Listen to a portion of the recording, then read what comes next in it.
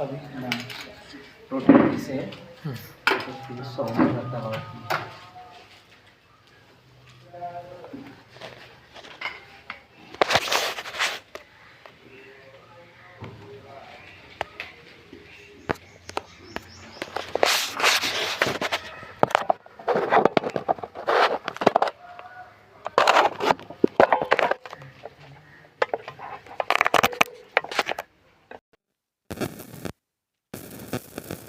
దేవుని పరిశుద్ధ నామమునకు మహిమ కలుగును గాక. హల్లెలూయా, హల్లెలూయా. ప్రార్థన చేయండి. ప్రతి విషయము కొరకు బలహీనులైన పిల్లలు మందిరానికి దూరంగా ఉన్నారు. వారందరినీ దేవుడు కనికరించి సంరక్షించి ప్రభు పరిచర్యలో మందిరములో మనతో పాటుగా వారును కూడుకునే కృప దేవుడు అనుగ్రహించినట్లుగా యవనస్తుల కొరకు, పరీక్షలు రాయబోతున్న వారి కొరకు, చదువుతున్న వారి కొరకు, దేశము కొరకు, తెలిసినటువంటి బలహీనులందరి కొరకు, మన సంఘ ప్రతి పరిస్థితి కొరకు, మన ప్రతి అవసరత ప్రభు తీర్చుట కొరకు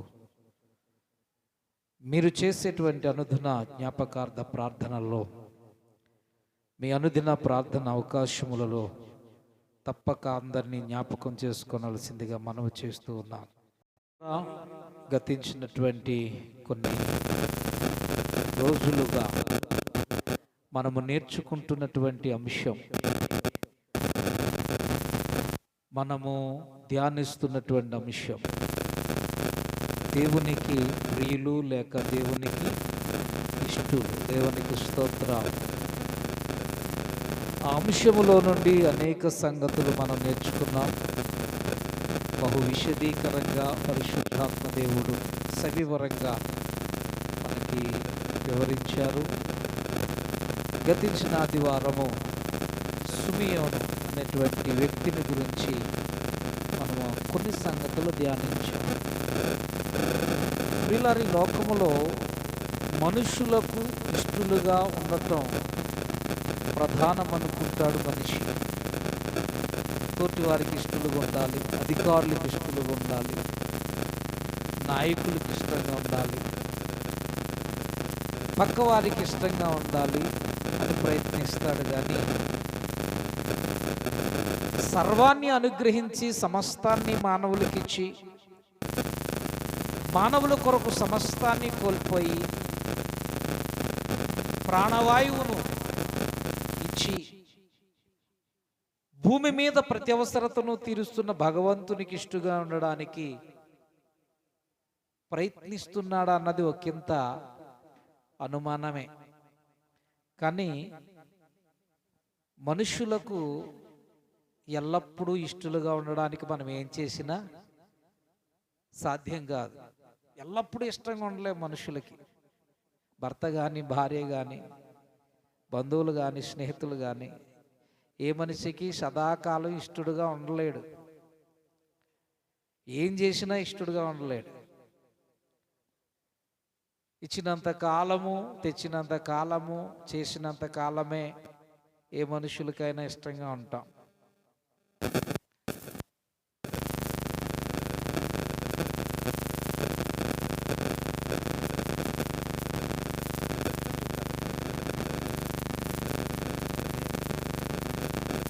సరే, మంచిది. మరి దేవునికి ఇష్టలుగా ఉండడానికి ఎందుకు మనిషి ప్రయత్నించాలి అంటే, 90వ కీర్తనలో మోషే అనేటువంటి భక్తుడు అన్నాడు, ప్రభువా, తరతరముల నుండి మాకు నివాస స్థలము నీవే. ఎప్పటికైనా మేము చేరవలసిన, ఉండవలసిన స్థలము నీవు. నీ దగ్గరకు మేము రావాలి అంటే నీకు ఇష్టలుగా మేము మారాలి. దేవునికి స్తోత్రం కలుగునగా.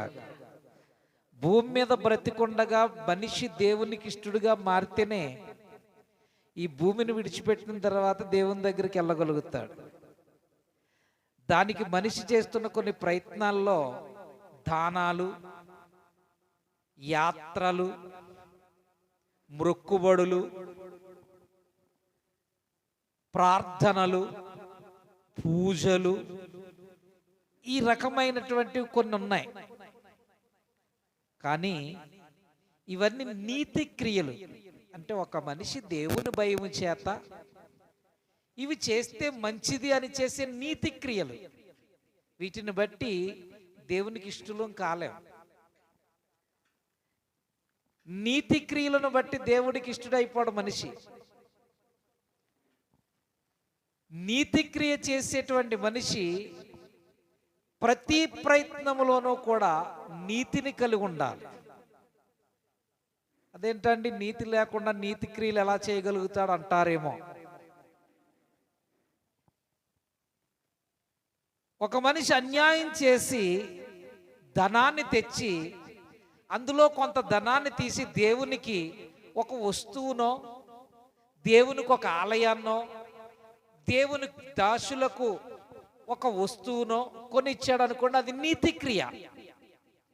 అతను సొమ్ము తెచ్చాడు, ఎలా తెచ్చాడు అన్నది విడిచిపెట్టాడు. అన్యాయం చేసే తెచ్చాడు అనుకుందాం.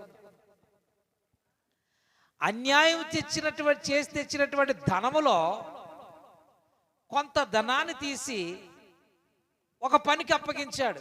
ఒక ఆలయం కట్టడానికో, ఆలయంలో ఒక వస్తువు కొనడానికో, లేకపోతే దేవుని సేవకుడు ఒక వస్తువు కొనుక్కోవడానికో ఇచ్చాడు డబ్బు. అది నీతి క్రియ. తన దగ్గర ఉన్న దాంట్లో కొంత తీసిచ్చాడు, నీతి క్రియ. కానీ అది తెచ్చింది నీతిగా కాదు.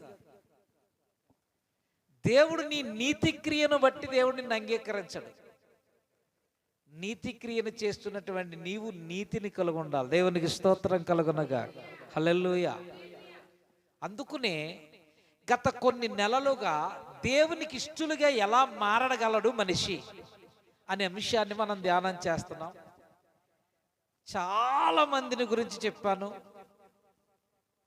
చాలా విశదీకరంగా సవివరంగా చెప్పాను. మన యూట్యూబ్ ఛానల్లో ఉంటుంది, కావాలంటే మరలా వినాలనుకుంటే. అలాగే గత ఆదివారం సిమియోను దేవునికి ఇష్టడయ్యాడనే సంగతిని చెప్తూ అతను దేవునికి ఇష్టడుగా ఎలా మారాడో ఒక సంగతిని వివరించాడు. ఈ సిమియోను దేవుని మందిరంలో ఉన్నాడు, యెరూషలేములో దేవుని మందిరంలో ఉన్నాడు. ఈ సిమియోను గారికి ఒక వరం ఉంది, దేవుడిచ్చిన వరం. యేసు ప్రభు పుట్టిన తర్వాత యేసు ప్రభుని తన చేతుల్లోకి తీసుకుని ప్రజలందరికీ చూపించి, ఇతను అన్యజనులకు వెలుగు, ఇశ్రాయేలుకు మహిమ, ప్రజలందరికీ రక్షకుడు, ఈయన పేరు మెస్సయ్య, ఇతనిని గురించే మోషే భక్తుడు ఆదికాండములో స్త్రీ సంతానం ఒకడు పుడతాడు, అతడు నీ శిరస్సు మీద కొడతాడు, అతని మడి మీద నువ్వు కొడతావని పాముతో చెప్పాడు. ఆయన గురించే జకర్యా భక్తుడు, యెషయా భక్తుడు 9వ అధ్యాయం 6వ వచనములో ఆశ్చర్యకరుడు, ఆలోచనకర్త, నిత్యుడగు తండ్రి, సమాధానకర్త యగు అధిపతి, అతని భుజం మీద రాజ్యభారముండును అని ప్రవచించాడు. యెషయా గ్రంథం 11వ అధ్యాయం 1వ వచనంలో యెషయా మొద్దు నుండి చిగురు పుట్టును అని ఈ కుమారుడు గురించే చెప్పాడు. మీకా గ్రంథములో యోదయా దేశము బెత్లెహేమా, నువ్వు యోదయా దేశములో ఎంత మాత్రం స్వల్పమైన దానవు కావు, ఇశ్రాయేలుని ఏలబోవాడు నీలో నుండి వచ్చును అని ఏ ప్రవచనం మీకా భక్తుడు చెప్పాడో ఆ ప్రవచనం ఈయన కొరకే.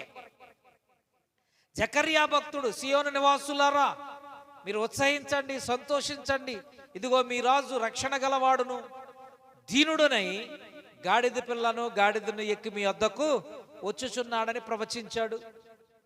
ఆయన పుట్టిన తర్వాత మొట్టమొదటిగా దూతలు ప్రకటించాయి, దావీదు పట్టణమందు నేడు రక్షకుడు మీ కొరకు పుట్టి ఉన్నాడని. గొల్లలు ప్రకటించారు, నిజమే, మరియా యోసేపు అనేటువంటి వ్యక్తులకు ఆయన పుట్టాడు అని గొల్లలు ప్రకటించారు. హేరోదు ప్రకటించాడు, చుక్క ప్రకటించింది, జ్ఞానులు ప్రకటించారు అని. యేసు ప్రభు పుట్టిన తర్వాత యేసు ప్రభు చంటి పిల్లాడుగా ఉన్నప్పుడు 2 చేతుల్లో తీసుకుని ఈ ప్రవచనాలన్నీ చెప్పింది ఈయన కొరకే. ఈయనే ఆయన అని చెప్పిన తర్వాత చచ్చిపోవాలి సుమియోను. అంతవరకు చచ్చిపోవడానికి వీల్లేదని దేవుడు చెప్పాడు. సుమియోనా, ఒక బాలుని తీసుకుని వస్తారు మందిరానికి. ఆయన్ని చేతుల్లోకి తీసుకుని ఆయన గురించి ఇప్పుడు నేను చెప్పినటువంటి ప్రకటనలన్నీ నువ్వు చెయ్యాలి. అవి చెప్పిన తర్వాత అతన్ని లోకానికి ప్రకటించిన తర్వాత పరిచయం చేసిన తర్వాత నువ్వు చచ్చిపోతావు. అంతవరకు నీకు చావు రాదు అని దేవుడు వరం ఇచ్చాడు అతనికి. దేవదూతలు ప్రకటించారు, భక్తులు ప్రకటించారు, గొల్లలు ప్రకటించారు, చుక్క ప్రకటించింది, జ్ఞానులు ప్రకటించారు. ఇంతమంది ప్రకటించగా మరలా సుమియోను ఎందుకు ప్రకటించాల్సి వచ్చిందో కూడా చెప్పారు. కేవలం యేసు ప్రభు వారు పుట్టిన 8వ రోజున ఈ ప్రకటన జరుగుతుంది. 8వ రోజున ఆయన మందిరాన్ని తీసుకొచ్చారు. యూదుల శుద్ధీకరణ ఆచార ప్రకారము ఆ రోజుల్లో ధర్మశాస్త్ర పద్ధతి ప్రకారంగా మగపిల్లాడు పుడితే 8వ రోజున సున్నతి చేసి అతన్ని శుద్ధీకరించి పేరు పెట్టాలి. యేసు ప్రభు పుట్టారు. 8వ రోజున ఆ బాలుని తీసుకుని 2 పావురాల్ని గువ్వల్ని తీసుకుని మరియా యోసేపులు మందిరానికి తీసుకొచ్చారు. మందిరానికి తీసుకొచ్చిన తర్వాత ఆ కుర్రోడిని ఈ సుమియోను చేతుల్లో తీసుకుని నేను చెప్పిన ప్రకటనలన్నీ చేశాడు ఆయన. ఇప్పుడు ఇంతమంది ప్రకటించగా మళ్ళీ సుమియోను ప్రకటించాల్సి వచ్చింది. ఎందుకు అంటే సుమియోను ప్రకటించాల్సింది 8వ రోజునే కేవలం. అంతకుముందు దేవదూతలు, జ్ఞానులు, గొర్రెలు సమస్తమును ప్రకటించగా మరలా సుమియోను ఎందుకు ప్రకటించాల్సి వచ్చింది అంటే ప్రజల్లో ఒక విషయం ప్రాచుర్యం పొందింది. ఏంటా విషయం అంటే హేరోదు అనేటువంటి రాజు యేసు ప్రభుని చంపేయాలనుకున్నాడు. తనకు రాజుగా ఉండకుండా అడ్డుగా చంపడం ప్రారంభించాడు. అప్పుడు పుట్టినది మొదలుకుని 2 సంవత్సరాల లోపు మగపిల్లలందరినీ చంపేయండి అన్నాడు. అందరినీ చంపేశారు, చాలా మందిని చంపేశారు. ఇప్పుడు ప్రజల్లో ఒక ప్రాచుర్యం వచ్చింది. యేసు ప్రభు పుట్టాడు. ప్రవక్తలు ప్రకటించిన రీతిగా, దూతలు ప్రకటించిన రీతిగా, జ్ఞానులు ప్రకటించిన రీతిగా, గొల్లలు ప్రకటించిన రీతిగా పుట్టడం నిజమే. పుట్టడం నిజమే. నా చేతిలో అతను చచ్చిపోవడం కూడా నిజమే. మీకు మెస్సియా లేడు, రక్షకుడు లేడు అని చంపేశాను అని ప్రాచుర్యం మొదలుపెట్టాడు. ఇప్పుడు ప్రజలందరూ ఏమనుకున్నారంటే పుట్టాడు కానీ యేసు ప్రభుని మరలా చంపేశారని, యేసు ప్రభు పుట్టాడన్న సంగతి మర్చిపోయారు ప్రజలు. ఇప్పుడు మరలా యేసు ప్రభు చచ్చిపోలేదురా బాబు. ప్రవక్తలు ప్రకటించగా పుట్టినటువంటి ఆ రక్షకుడు, అన్ని జనులకు వెలుగుగా పుట్టిన రక్షకుడు, ఇశ్రాయేలుకు మహిమగా పుట్టిన రక్షకుడు, లోకమంతటిని రక్షించే జగద్రక్షకుడు సావలేదు, బ్రతికే ఉన్నాడు, ఆయనే ఈయన అని ప్రకటించడానికి ఒక మనిషి అవసరమయ్యాడు. దేవునికి స్తోత్రం కలుగునగా. హల్లెలూయా. ఇప్పుడు ఆ సంగతి చెప్పేవాడు ఆషామాషి వ్యక్తిగా ఉండకూడదు. ఇప్పుడు ఆ ప్రకటించే ప్రకటన చెప్పడానికి ఒక ఆషామాషి ఎవరో ఒకరు చెప్పేస్తే కుదరదు. ఎవరో ఒకరు చెప్పేస్తే ప్రజలు నమ్మరు. ప్రజల్లో నమ్మకమైన వ్యక్తి కావాలి. ప్రజలకి ఏదైనా సంగతి చెప్తే అతని మాట సత్యం, అతను ఏం చెప్తాడో అది నిజం అని ప్రజలు నమ్మే వ్యక్తి అయి ఉండాలి. అతడు నీతిమంతుడై ఉండాలి. అతడు భక్తిపరుడై ఉండాలి. అతడు చెప్పింది ఖచ్చితంగా జరుగుతుంది అని ప్రజలు నమ్మేటువంటి వ్యక్తి అయి ఉండాలి. వెతకడం ప్రారంభించాడండి దేవుడు. దేవునికి స్తోత్రం కలుగునగాక. హల్లెలూయా, హల్లెలూయా. వెతకాడు. దేవుడు తన పనిని ఎవరికి పడితే వాళ్ళకి అప్పగించడు. దేవుడు నిన్ను ఒక పని కొరకై పిలిచాడంటే నువ్వెంతో ధన్యుడు. ఎందుకంటే దేవుడు నిన్ను వెదికాడు. దేవునికి స్తోత్రం. అందుకనే దేవుని పనిని అశ్రద్ధగా చేయకూడదు. ఎవరినైనా సన్మానించడానికి నేను పిలుస్తున్నాం పైకి, స్టేజ్ మీదకి, అది ఎంతో భక్తితో, భయముతో, విధేయతతో చేయాలి. నన్ను కాబట్టి పిలిచారు అన్నట్టుగా చేయకూడదా? ఎంతమంది ఉండగా నిన్నెందుకు పిలవాలి? అంతమంది ఉండగా నిన్నెందుకు ముందుకు పిలిచి పలానా పని చేయి, సన్మానం అనే కదా, పలానా పని చేయి అని నీకు ఎందుకు చెప్పాలి? పలానా వస్తువు దేవుని మందిరానికి అని నీకు దైవ సేవకుడు ఎందుకు చెప్పాలి? దైవజనుడికి దేవుని ప్రేరేపణ ఇస్తేనే కానీ ఏ వ్యక్తికి ఏ పనిని అప్పగించడు. దేవునికి స్తోత్రం. ఆ పనిని అప్పగించినప్పుడు ఇక నువ్వు కాదనక, లేదనక, చేయలేననక, చేత కాదు అనక, అశ్రద్ధతో కాక బహుశ్రద్ధతో చేయాలి. దేవునికి స్తోత్రం కలుగునగాక. హల్లెలూయా, హల్లెలూయా. లేకపోతే నాకు కనుక చెప్పారు దైవ సేవకులు అని గర్వంతో కూడా చేయకూడదు. ప్రభువా, ఇంతమందిలో దైవ సేవకుని నా పేరు పలికించి అధముడునైనా నన్ను ఈ అత్యధికమైన స్థానానికి పిలిచి ఒక వ్యక్తిని గౌరవించడానికో, లేకపోతే ఒక వ్యక్తి కొరకు మాట్లాడడానికో, లేకపోతే దేవుని సన్నిధిలో ఒక కూర వస్తువో లేకపోతే ఏదైనా వస్తువు ఇవ్వడానికో నా పేరు పలికించావా దైవజనోట, నేను ఎంత ధన్యురాలనయ్యా, ఎంత ధన్యుడినయ్యా అనే కన్నీటితో పనిచేయాలి. దేవునికి స్తోత్రం కలుగునగా. అప్పుడు ఫలితం. అంతేగాని నన్ను కాబట్టి పిలిచారనే గర్వంతో చేసిన, నాకే ఎందుకు చెప్పాడు రా బాబు అనే బాధతో నువ్వు చేసిన, దానివల్ల నీకే ప్రయోజనము. అలా చేయలేనప్పుడు నువ్వు ఊరుకోవడం మంచిది. విసుక్కుంటూనో నన్నే కాబట్టి పిలిచాడు ఆ పనికి దైవ సేవకుడు అనే గర్వంతోనూ నువ్వు చేస్తే నువ్వెప్పటికీ ఆశీర్వదించబడవు. దేవునికి స్తోత్రం కలుగునగా. హల్లెలూయా. అశ్రద్ధతో కూడా చేయకూడదు. నీ వలన గౌరవం పొందుతున్నటువంటి వ్యక్తి అంత శ్రద్ధగా కూర్చున్నాడు అక్కడ, నువ్వంతే శ్రద్ధాభక్తులతో అతను గౌరవించాలి. దేవునికి స్తోత్రం కలుగునగా. హల్లెలూయా. దేవుని మందిరములో ఏదైనా ఒక వస్తువు నీ ద్వారా దైవ సేవకుడు రప్పించాలని నీ పేరు చెప్పి, అమ్మా నువ్వు పలానా వస్తువు పట్టరా అని చెప్పినప్పుడు నువ్వు ఎంతో జాగ్రత్తగా దాన్ని ఒక బంగారం పట్టుకొచ్చినట్టుగా పట్టుకొచ్చి దేవుని పాదాల దగ్గర పెట్టాలి. అప్పుడు మేలు పొందుతావు.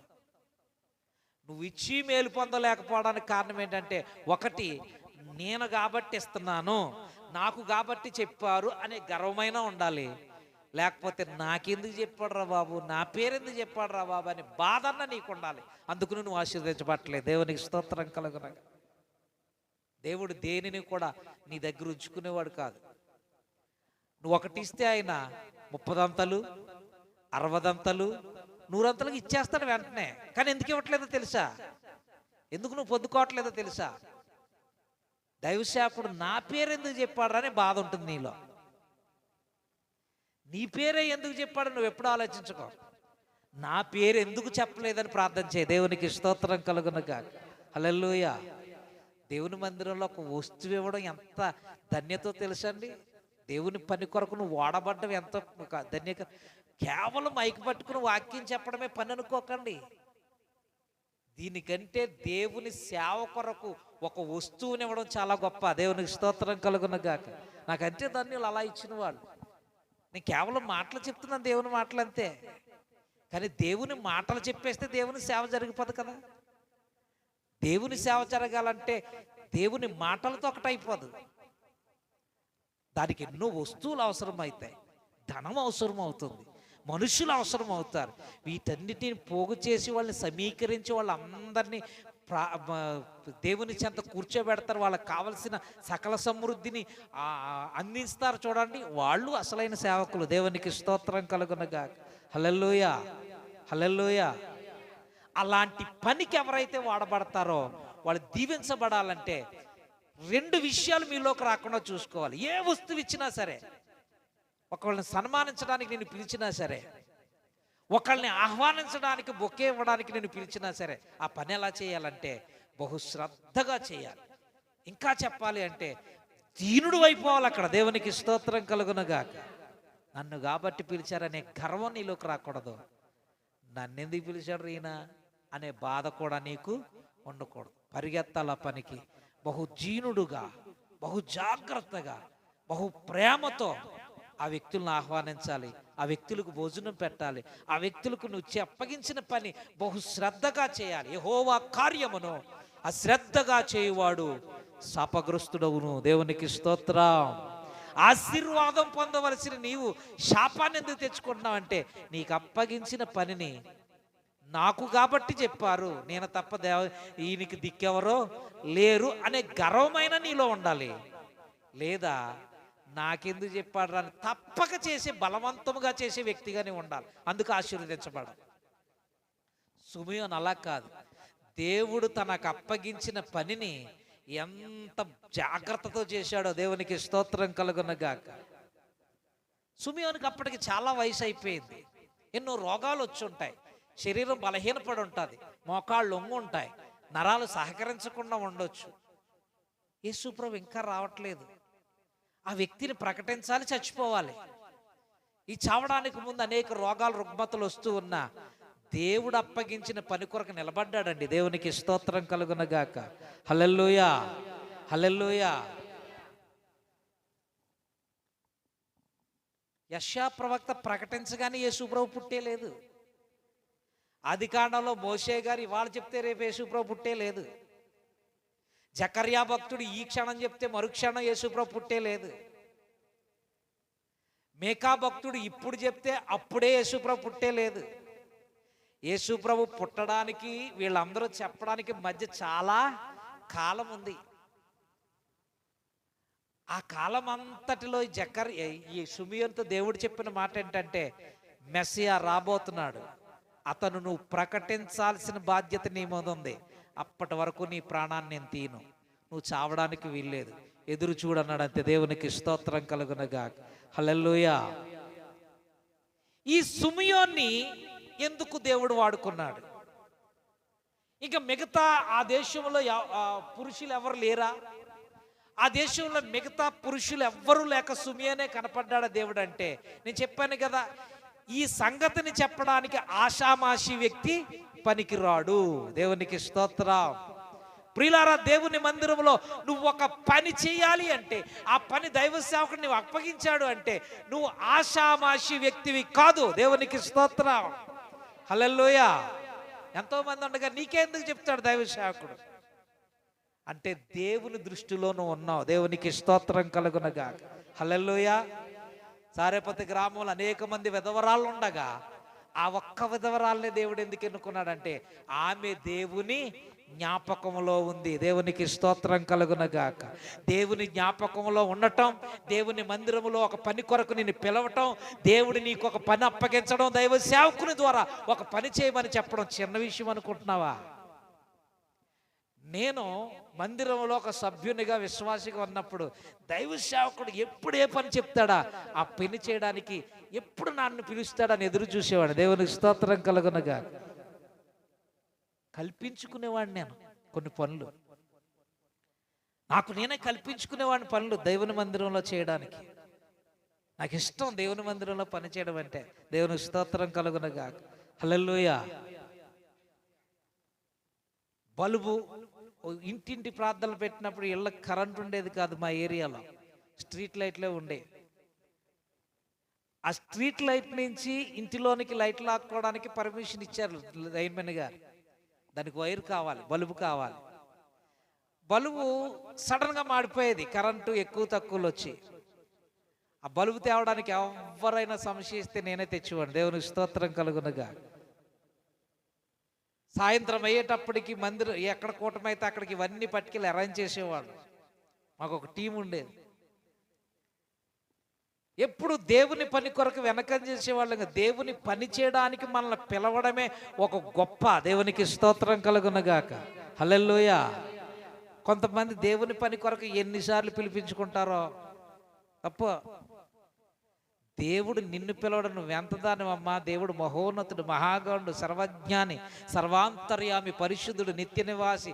ఆయన సన్నిధిలో ఒక పని చేయడానికి నువ్వు ఎందుకన్నిసార్లు పిలిపించుకుంటావు?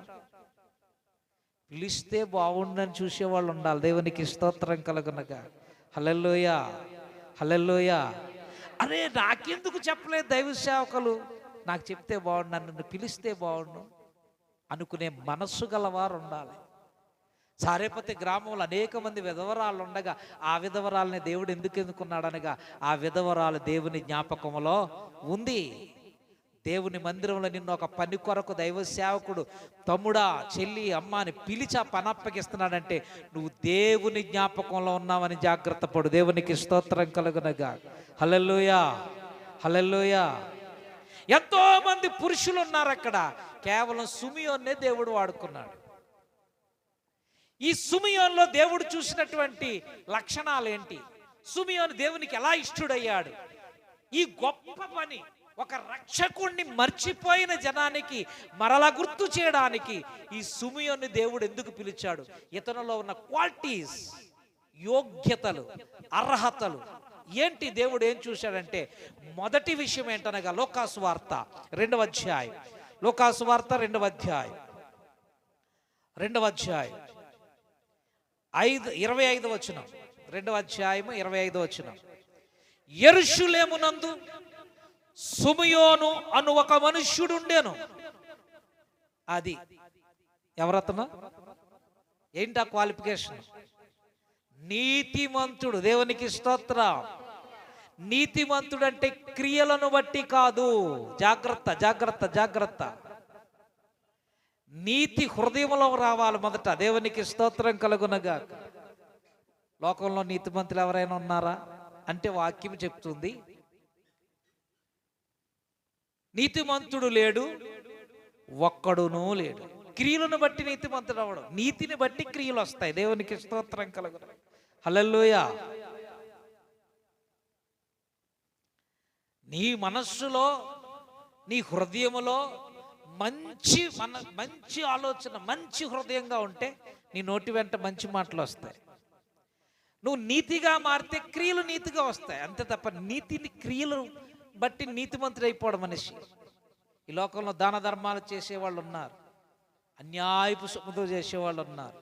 వాళ్ళ క్రియలు మంచివే, వాళ్ళలో నీతి లేదు. దేవునికి స్తోత్రం కలుగునగా. హల్లెలూయా. నువ్వు కూడా ఎన్నో దాన ధర్మాలు చేసి ఉండొచ్చు, లేని వారికి పెట్టుండొచ్చు. అవి మంచి క్రియలే, నీతి క్రియలే నేను అంటున్నాను. కానీ నీలో నీతి లేదే. ఆ తెచ్చిన సొమ్ము అన్యాయంగా తీసుకొస్తున్నావే. అన్యాయముగా తీసుకొచ్చిన సొమ్ముతో దేవునికి కిరీటాలు చేయించి, దేవుని మందిరాలు కట్టించి, దేవాలయాలు కట్టిస్తే మనిషి నీతిమంతుడు కాడు. దేవునికి స్తోత్రం కలుగునగా. హల్లెలూయా. నీతిమంతుడు లేడు, ఒక్కడును లేడు. అందరూ పాపము చేసి దేవుడు అనుగ్రహించి మహిమను పొందలేకపోతున్నారు. కేవలం అందరూ పనికి మాలిన వారైరి అంటాడు దేవుని వాక్యంలో. దేవుని స్తోత్రం కలుగునగా. హల్లెలూయా. మరి నీతిమంతుడు ఎలా కాగలడు ఒక మనిషి అంటే 2 విషయాలు చెప్పాను గత వారం. ఒకటి, ప్రతికూల పరిస్థితుల్లో కూడా దేవుని మాటను ఎవరైతే నమ్ముతారో వాళ్ళు నీతిమంతులు అవుతారు. దేవునికి స్తోత్రం. అనుకూల పరిస్థితుల్లో దేవుణ్ణి ఎవడైనా నమ్ముతాడు. అన్నీ ఉన్నప్పుడు దేవుణ్ణి ఎవడైనా నమ్ముతాడు. కొన్నిసార్లు ప్రతికూల పరిస్థితులు ఏర్పడతాయి. జరగవు అని చెప్తారు మనుషులు, బతకవు అని చెప్తారు మనుషులు, నువ్వేం చేయలేవు అని చెప్తారు మనుషులు.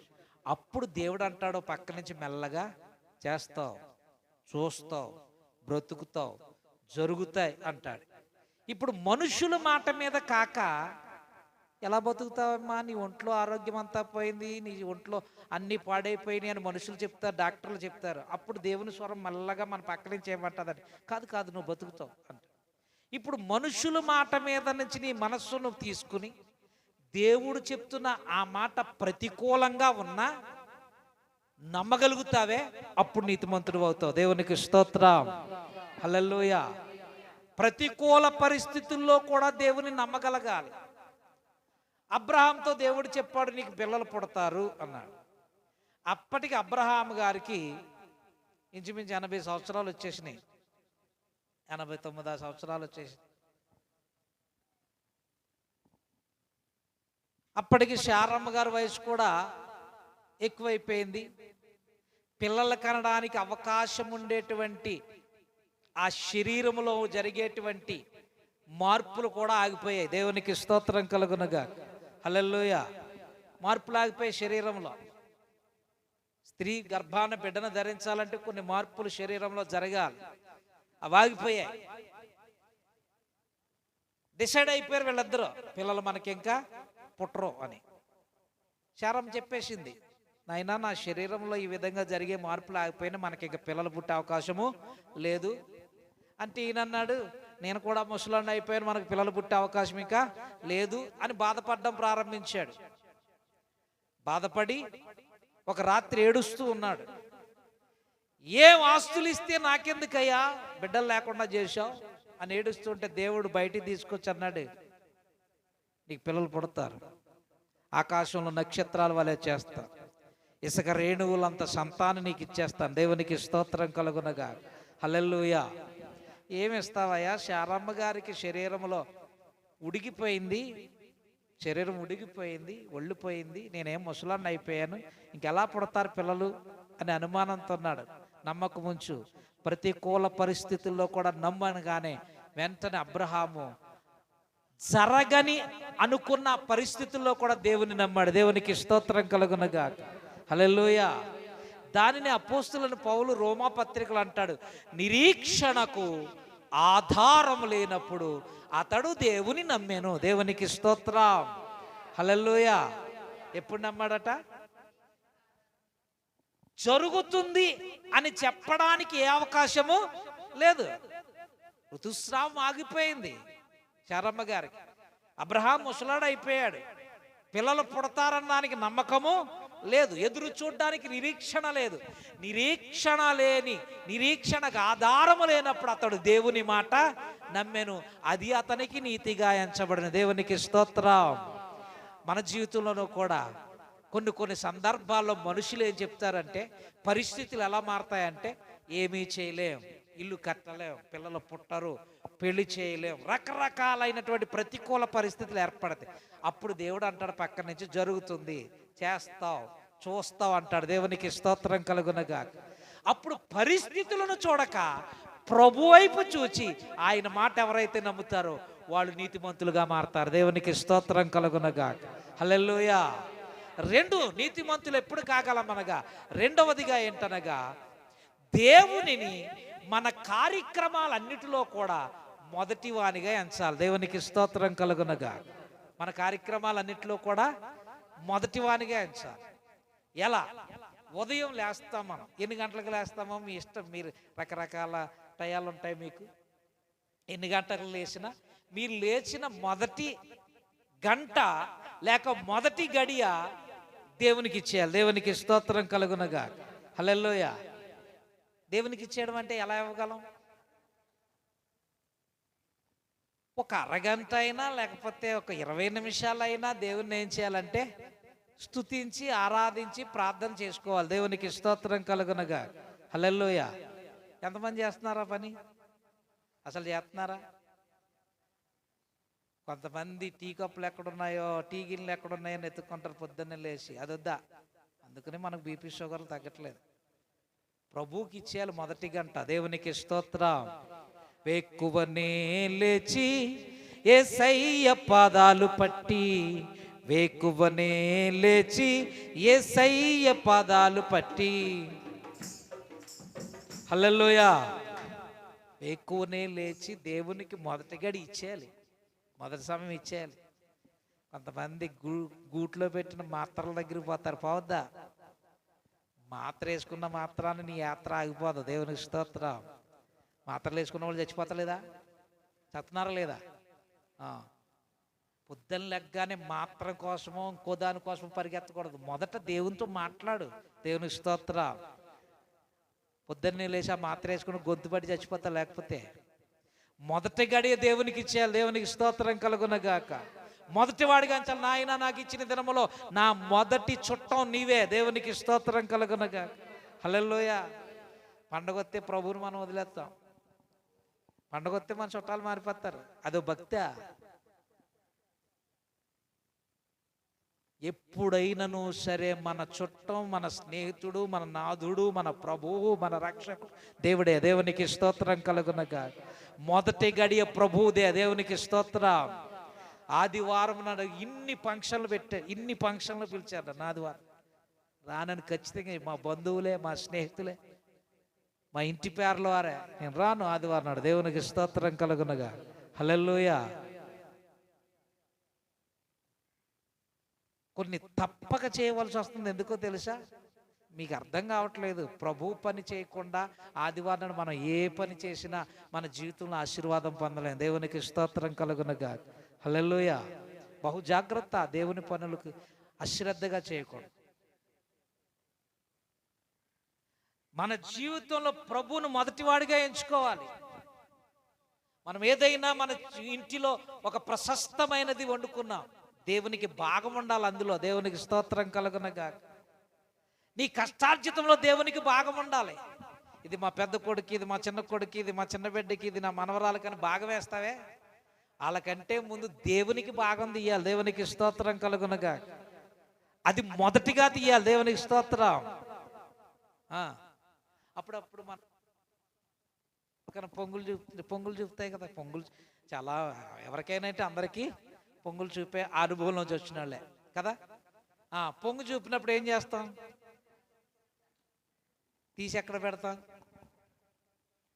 తీస్తారు. ఎందుకు తీయాలి?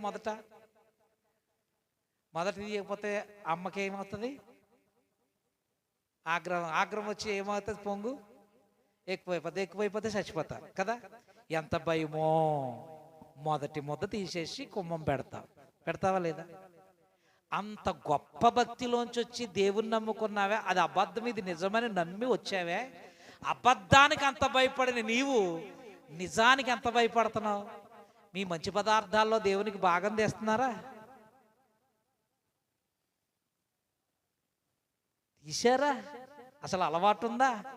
ఇదో భక్తి. గొప్ప భక్తిలోంచి వచ్చావు. అబద్ధానికి భయపడి అన్న మార్పు తీయగానే ఒక ముద్ద తీసి దాన్ని ముట్టుకోకుండా ఒక మూలను పెట్టి అమ్మకు మొక్కిన భక్తిలోంచి వచ్చిన నీవు, అది అబద్ధం ఇది నిజమని బైబిల్ పట్టుకుని నీవు అబద్ధానికి అంత భయపడి నిజం దగ్గర ఎంత నిర్లక్ష్యంగా ఉంటున్నావో. నిజానికి ఎక్కడ భయపడాలి? ఎక్కువగా నిజమేదో అక్కడ భయపడాలి. దేవునికి స్తోత్రం కలుగునగా. మరి దేవునికేది మీ మంచి పదార్థంలో భాగం? దేవునికేది మీ రోజులో మొదటి గడియ? దేవునికి ఇవ్వకపోతే ఆయనకి చాలా కోపం వస్తుంది. దేవునికి స్తోత్రం కలుగునగా. నువ్వు దొంగవవుతావు దేవునికి ఇవ్వాల్సింది దేవునికి ఇవ్వకపోతే. నీ పెళ్లిలో మొదటి భాగం దేవునికి ఉండాలి. నీ ఇల్లు శంకుస్థాపనలో మొదటి భాగం దేవునికి ఉండాలి. నీ పిల్ల పెద్ద మనిషి ఆశీర్వదించబడితే ఆ కార్యక్రమంలో మొదటి భాగం దేవునికి ఉండాలి. అంతేగాని ఎగరడానికి గొంతులేయడానికి మొదటి భాగం ఇవ్వకూడదు. ఎగరడానికి గొంతులేయడానికి కాదు. నీ బిడ్డను దేవుడు ఆశీర్వదించి పెద్ద మనిషిగా చేస్తా. నీకు ఇల్లు కట్టుకునే కృపనిస్తా. నువ్వు ఎగురుతావు, గొంతులేస్తావు, గుమ్మడికాయలు కొడతావు, లేకపోతే ఇంకోటి కొడతావు అని కాదు. దేవుడు నిన్ను ఆశీర్వదించింది ఆయన్ని మొదటి వాడిగా చేస్తావని. దేవునికి స్తోత్రం. హల్లెలూయా. కొంతమంది గృహప్రవేశాలు చేయడానికి ఎంత భయం వేస్తుందో. మొదటిగా వెళ్ళేటప్పటికి పాస్టర్ గారి కంటే ముందు కట్టేస్తారు గుమ్మడికాయ. ఎప్పంటే కోపం. ఎందుకు కట్టారంటే కోపం. మీకు కోపం వచ్చినా ఏం చేసినా మొదట ఉండవలసింది గుమ్మడికాయ కాదు. నువ్వు కట్టుకో, ఒడియాలు ఎట్టుకో, నువ్వు ఏదే చేసుకో, నాకు అనవసరం. కానీ మొదట కట్టకది, మొదట చేయకో. నీకు ఎక్కువైపో గుమ్మడికాయలు గుమ్మాను కూడా కట్టుకోకపోతే ఇంటి చుట్టూరు కట్టుకో, నాకు అభ్యంతరం ఏమీ లేదు. కానీ మొదట ఉండాల్సింది గుమ్మడికాయ కాదు. దేవునికి స్తోత్రం. హల్లెలూయా. ఆ గుమ్మములోనికి నిన్ను ప్రవేశపెట్టినటువంటి ఆ గుమ్మం ఇచ్చినటువంటి దేవునికి ఇవ్వాలి అవకాశం. దేవునికి స్తోత్రం. హల్లెలూయా. హల్లెలూయా. మొదటి వాడ కడపటి వాడ మృతుడైన వాడా, మొదటి వాడ కడపటి వాడ మృతుడైన వాడా, మృతిని గెలిచి లేచిన వాడ మది నిన్ను తలచెదము. మృతిని గెలిచి మది నిన్ను తలచెదము. హల్లెలూయా. హల్లెలూయా. నీ ఇల్లులో, నీ పెళ్లిలో, నీ పెద్ద మనిషి ఫంక్షన్లో మొదటిగా దేవునికి ఇస్తున్నావా సమయం? మొదటిగా దేవునికి ఇస్తున్న అవకాశం. మొదటి వాడిగా ఆయన పెట్టాలి. దేవునికి స్తోత్రం కలుగునగాక. ఇదిగోనయ్యా, నెలంతా కష్టపడి నేను సంపాదించుకున్న కష్టార్జితంలో మొదటి భాగం నీది, తర్వాత నా ఈఎంఐ, తర్వాత నా కార్యక్రమాలు, తర్వాత కరెంటు బిల్లు, తర్వాత మిగతావన్నీ. మొదటి భాగం నీదయ్యా. ఇదిగో అని నువ్వు పక్కన మొదటి భాగం మొదటిగా దేవునికి నువ్వు చేయగలిగితే నీ ఆశీర్వాదాన్ని ఎవరు పట్టుకుపోరు. దేవునికి స్తోత్రం కలుగునగా. హల్లెలూయా. హల్లెలూయా. అప్పుడు నీతిమంతుడు అవుతావు. దేవునికి మొదటి స్థానం ఇవ్వాలి మన జీవితంలో. నీతిమంతుడికి ఉండే ఈ 2 లక్షణాలు. ఇక సుమియోను మొదటిగా నీతిమంతుడు, రెండవదిగా భక్తిపరుడు. దేవునికి స్తోత్రం చెబుదాం ఒకసారి. దేవుడు యేసు ప్రభును ప్రకటించడానికి, లోకానికి యేసు ప్రభును గురించి చెప్పడానికి, లోకానికి యేసు ప్రభును పరిచయం చేయడానికి ఒక ఆషామాషి వ్యక్తిని ఎన్నుకోలేదు, నీతిమంతుడైన సుమియోన్ని. 2 భక్తిపరుడు. రెండవ లక్షణం ఏంటి? భక్తిపరుడు. దేవునికి స్తోత్రం కలుగునగాక. హల్లెలూయా. భక్తి అనేది ఇప్పుడు చాలా సర్వసాధారణం అయిపోయింది మనుషులకు. లోకంలో చాలా భక్తులు బయలుదేరిపోయాయి. ఇప్పుడు క్రైస్తవము నాటికి నేటికి చాలా తేడా వచ్చేసింది. నాడున్నంత భక్తి క్రైస్తవంలో ఇప్పుడు లేదు. నాడు భక్తులకి నేటి భక్తులకి చాలా తేడా వచ్చింది. ఎంత తేడా వచ్చింది అంటే, ఉపవాసములో సరి అయిన భక్తి లేదు, ప్రార్థనలో సరి అయిన భక్తి లేదు, దేవునికి ఇవ్వడంలో సరి అయిన భక్తి లేదు, దేవుని మందిరానికి రావడంలో సరి అయిన భక్తి లేదు. దేవునికి స్తోత్రం కలుగునగా. హల్లెలూయా. మరి మేము ఎందుకు ఆశీర్వదించబడటం లేదంటే ఎలా ఆశీర్వదించబడతాం? దేవుని మందిరం అంటే దేవుని సమయం వేరే, నీ సమయం వేరే. నీ సమయానికి నువ్వు వస్తావు, దేవుని సమయానికి రావు. నువ్వు భక్తి ఎలా కలుగున్నట్టు? నీ సమయానికి వెళితే లారీ ఆగుతుందా, బస్సు ఆగుతుందా? నీ సమయానికి వెళితే ఏ సమయానికి వెళ్ళాలి? బస్సు ఇప్పుడు వస్తుందో అంతకు ముందే వెళ్ళాలి. ట్రైన్కి నీ సమయం ఎప్పుడవుతుందో అప్పుడు వెళ్తే కుదరదు. అరే నువ్వు టికెట్ కొనుక్కుని, నువ్వు అన్నీ చేసుకుని, నీ డబ్బులతో నువ్వు అక్కడికి వెళ్ళి కూర్చునేదానికి అంత శ్రద్ధతో 3:30 గంటల ముందే లేచి అన్ని పనులు చక్కబెట్టుకుని త్వరగా అంటే సమయం కంటే ముందెళ్ళి కూర్చుంటావే. మరి దేవుని మందిరానికి ఎప్పుడు రావాలి? నీ సమయానికి వస్తావు. నాటి భక్తులకి నేటి భక్తులకు ఉన్న తేడా అదే. బైబిల్ మారలేదు, ముసుగులు మారలేదు, ప్రార్థన మారలేదు, కానీ భక్తి మారిపోయింది. దేవునికి స్తోత్రం కలుగునగా. హల్లెలూయా. హల్లెలూయా. నీ సమయం కాదయ్యా, నా సమయం ఒకటి ఉంది, ఆ సమయానికి వస్తాను. అదైనా వీలైతే వస్తాను, వీలు కాకపోతే రాను. ఎలా ఆశీర్వదించబడతాను? నాడు సుమియోన్ని పిలవడానికి అక్కడ ఎంతో మంది ఉండగా సుమియోనికి ఆ పని అప్పగించడానికి సుమియోన్లో దేవుడు చూసినటువంటి మొదటి లక్షణం నీతిమంతుడైతే, రెండవ లక్షణం భక్తి. దేవునికి స్తోత్రం కలుగునగా. భక్తిని గురించి ఒక ఉదాహరణ చెప్తాను, జాగ్రత్తగా వినండి. చిన్నపిల్లలను చాలా జాగ్రత్తగా పెట్టుకోండి, అల్లరి చేయనివ్వకండి. భక్తి ఇష్టం వచ్చినట్టుగా తిరుగుతున్నటువంటి దూడ మెడలో కట్టిన గుదితో సమానం. చాలా జాగ్రత్తగా వినాలి. చెప్తున్నప్పుడు నా వైపు చూడండి, చదవన్నప్పుడు బైబిల్ చదువుతారు కానీ, లేకపోతే మీకు అర్థం కాదు. భక్తి అనేది ఇష్టం వచ్చినట్టుగా తిరుగుతున్న దూడ మెడలో కట్టిన గుదికర్ర లాంటిది. గుదికర్ర ఏం చేస్తుంది? ఇష్టం వచ్చినట్టుగా నడిస్తే ఈ కాలికి ఆ కాలికి సరిగ్గా ఏ గర్ర మీద తగులుతుంది, ఫట్ ఫట్ ఫట్ అని తగులుతుంది. అంతకుముందు ఎలా నడిచేదంటే ఇష్టం వచ్చినట్టుగా నడిచేది. ఓహో దీని పని ఎలా ఉందా అని రైతు ఏం చేస్తాడు, ఒక గుదికర్ర కడతాడు. ఆ కర్ర కూడా బాగా ఎండి, పచ్చిదేం కట్టడు, బాగా ఎండి తగులుతుంటే టాంగ్ టాంగ్ అని వస్తుంది సౌండ్. ఆ కాలికి ఈ కాలికి టాంగ్ టాంగ్ అని తగిలేటప్పటికి ఎంత జాగ్రత్తగా నడుస్తుందో. దేవునికి స్తోత్రం.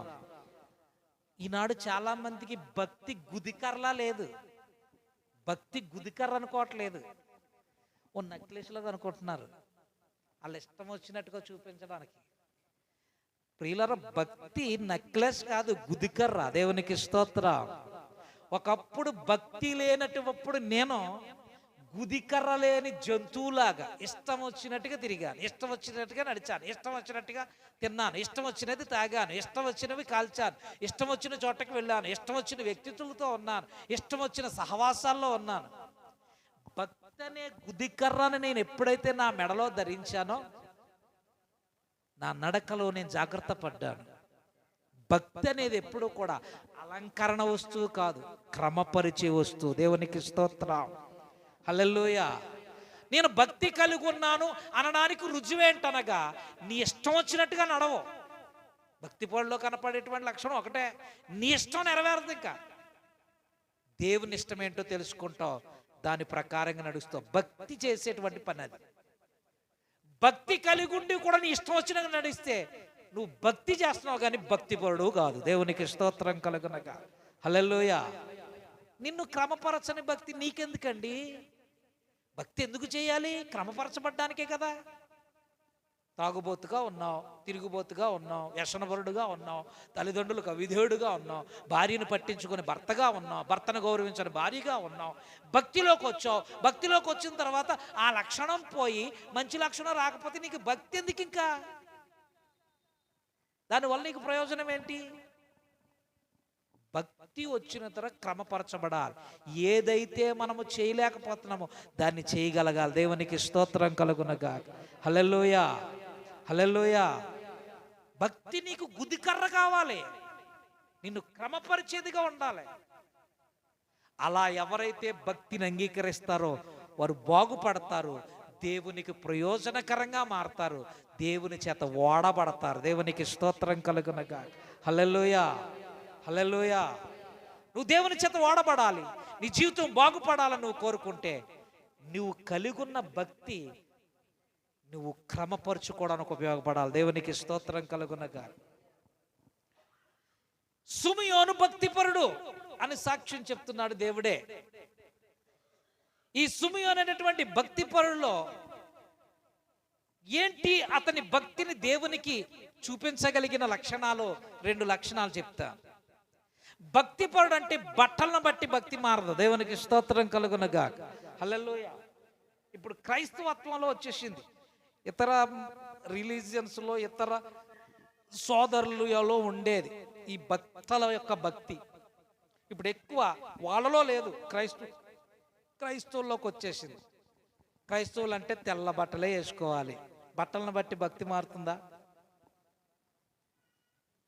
బట్టలను బట్టి భక్తి మారుతుంది. బట్టలను బట్టి భక్తిపరుడు అయిపోతాడంటే యోబు గారు బట్టలన్నీ ఇప్పేసి గోనెపట్టు కట్టుకుని బూడిదలో కూర్చుని ప్రార్థన చేశాడు. మరి ఆయన భక్తిపరుడు కాడా?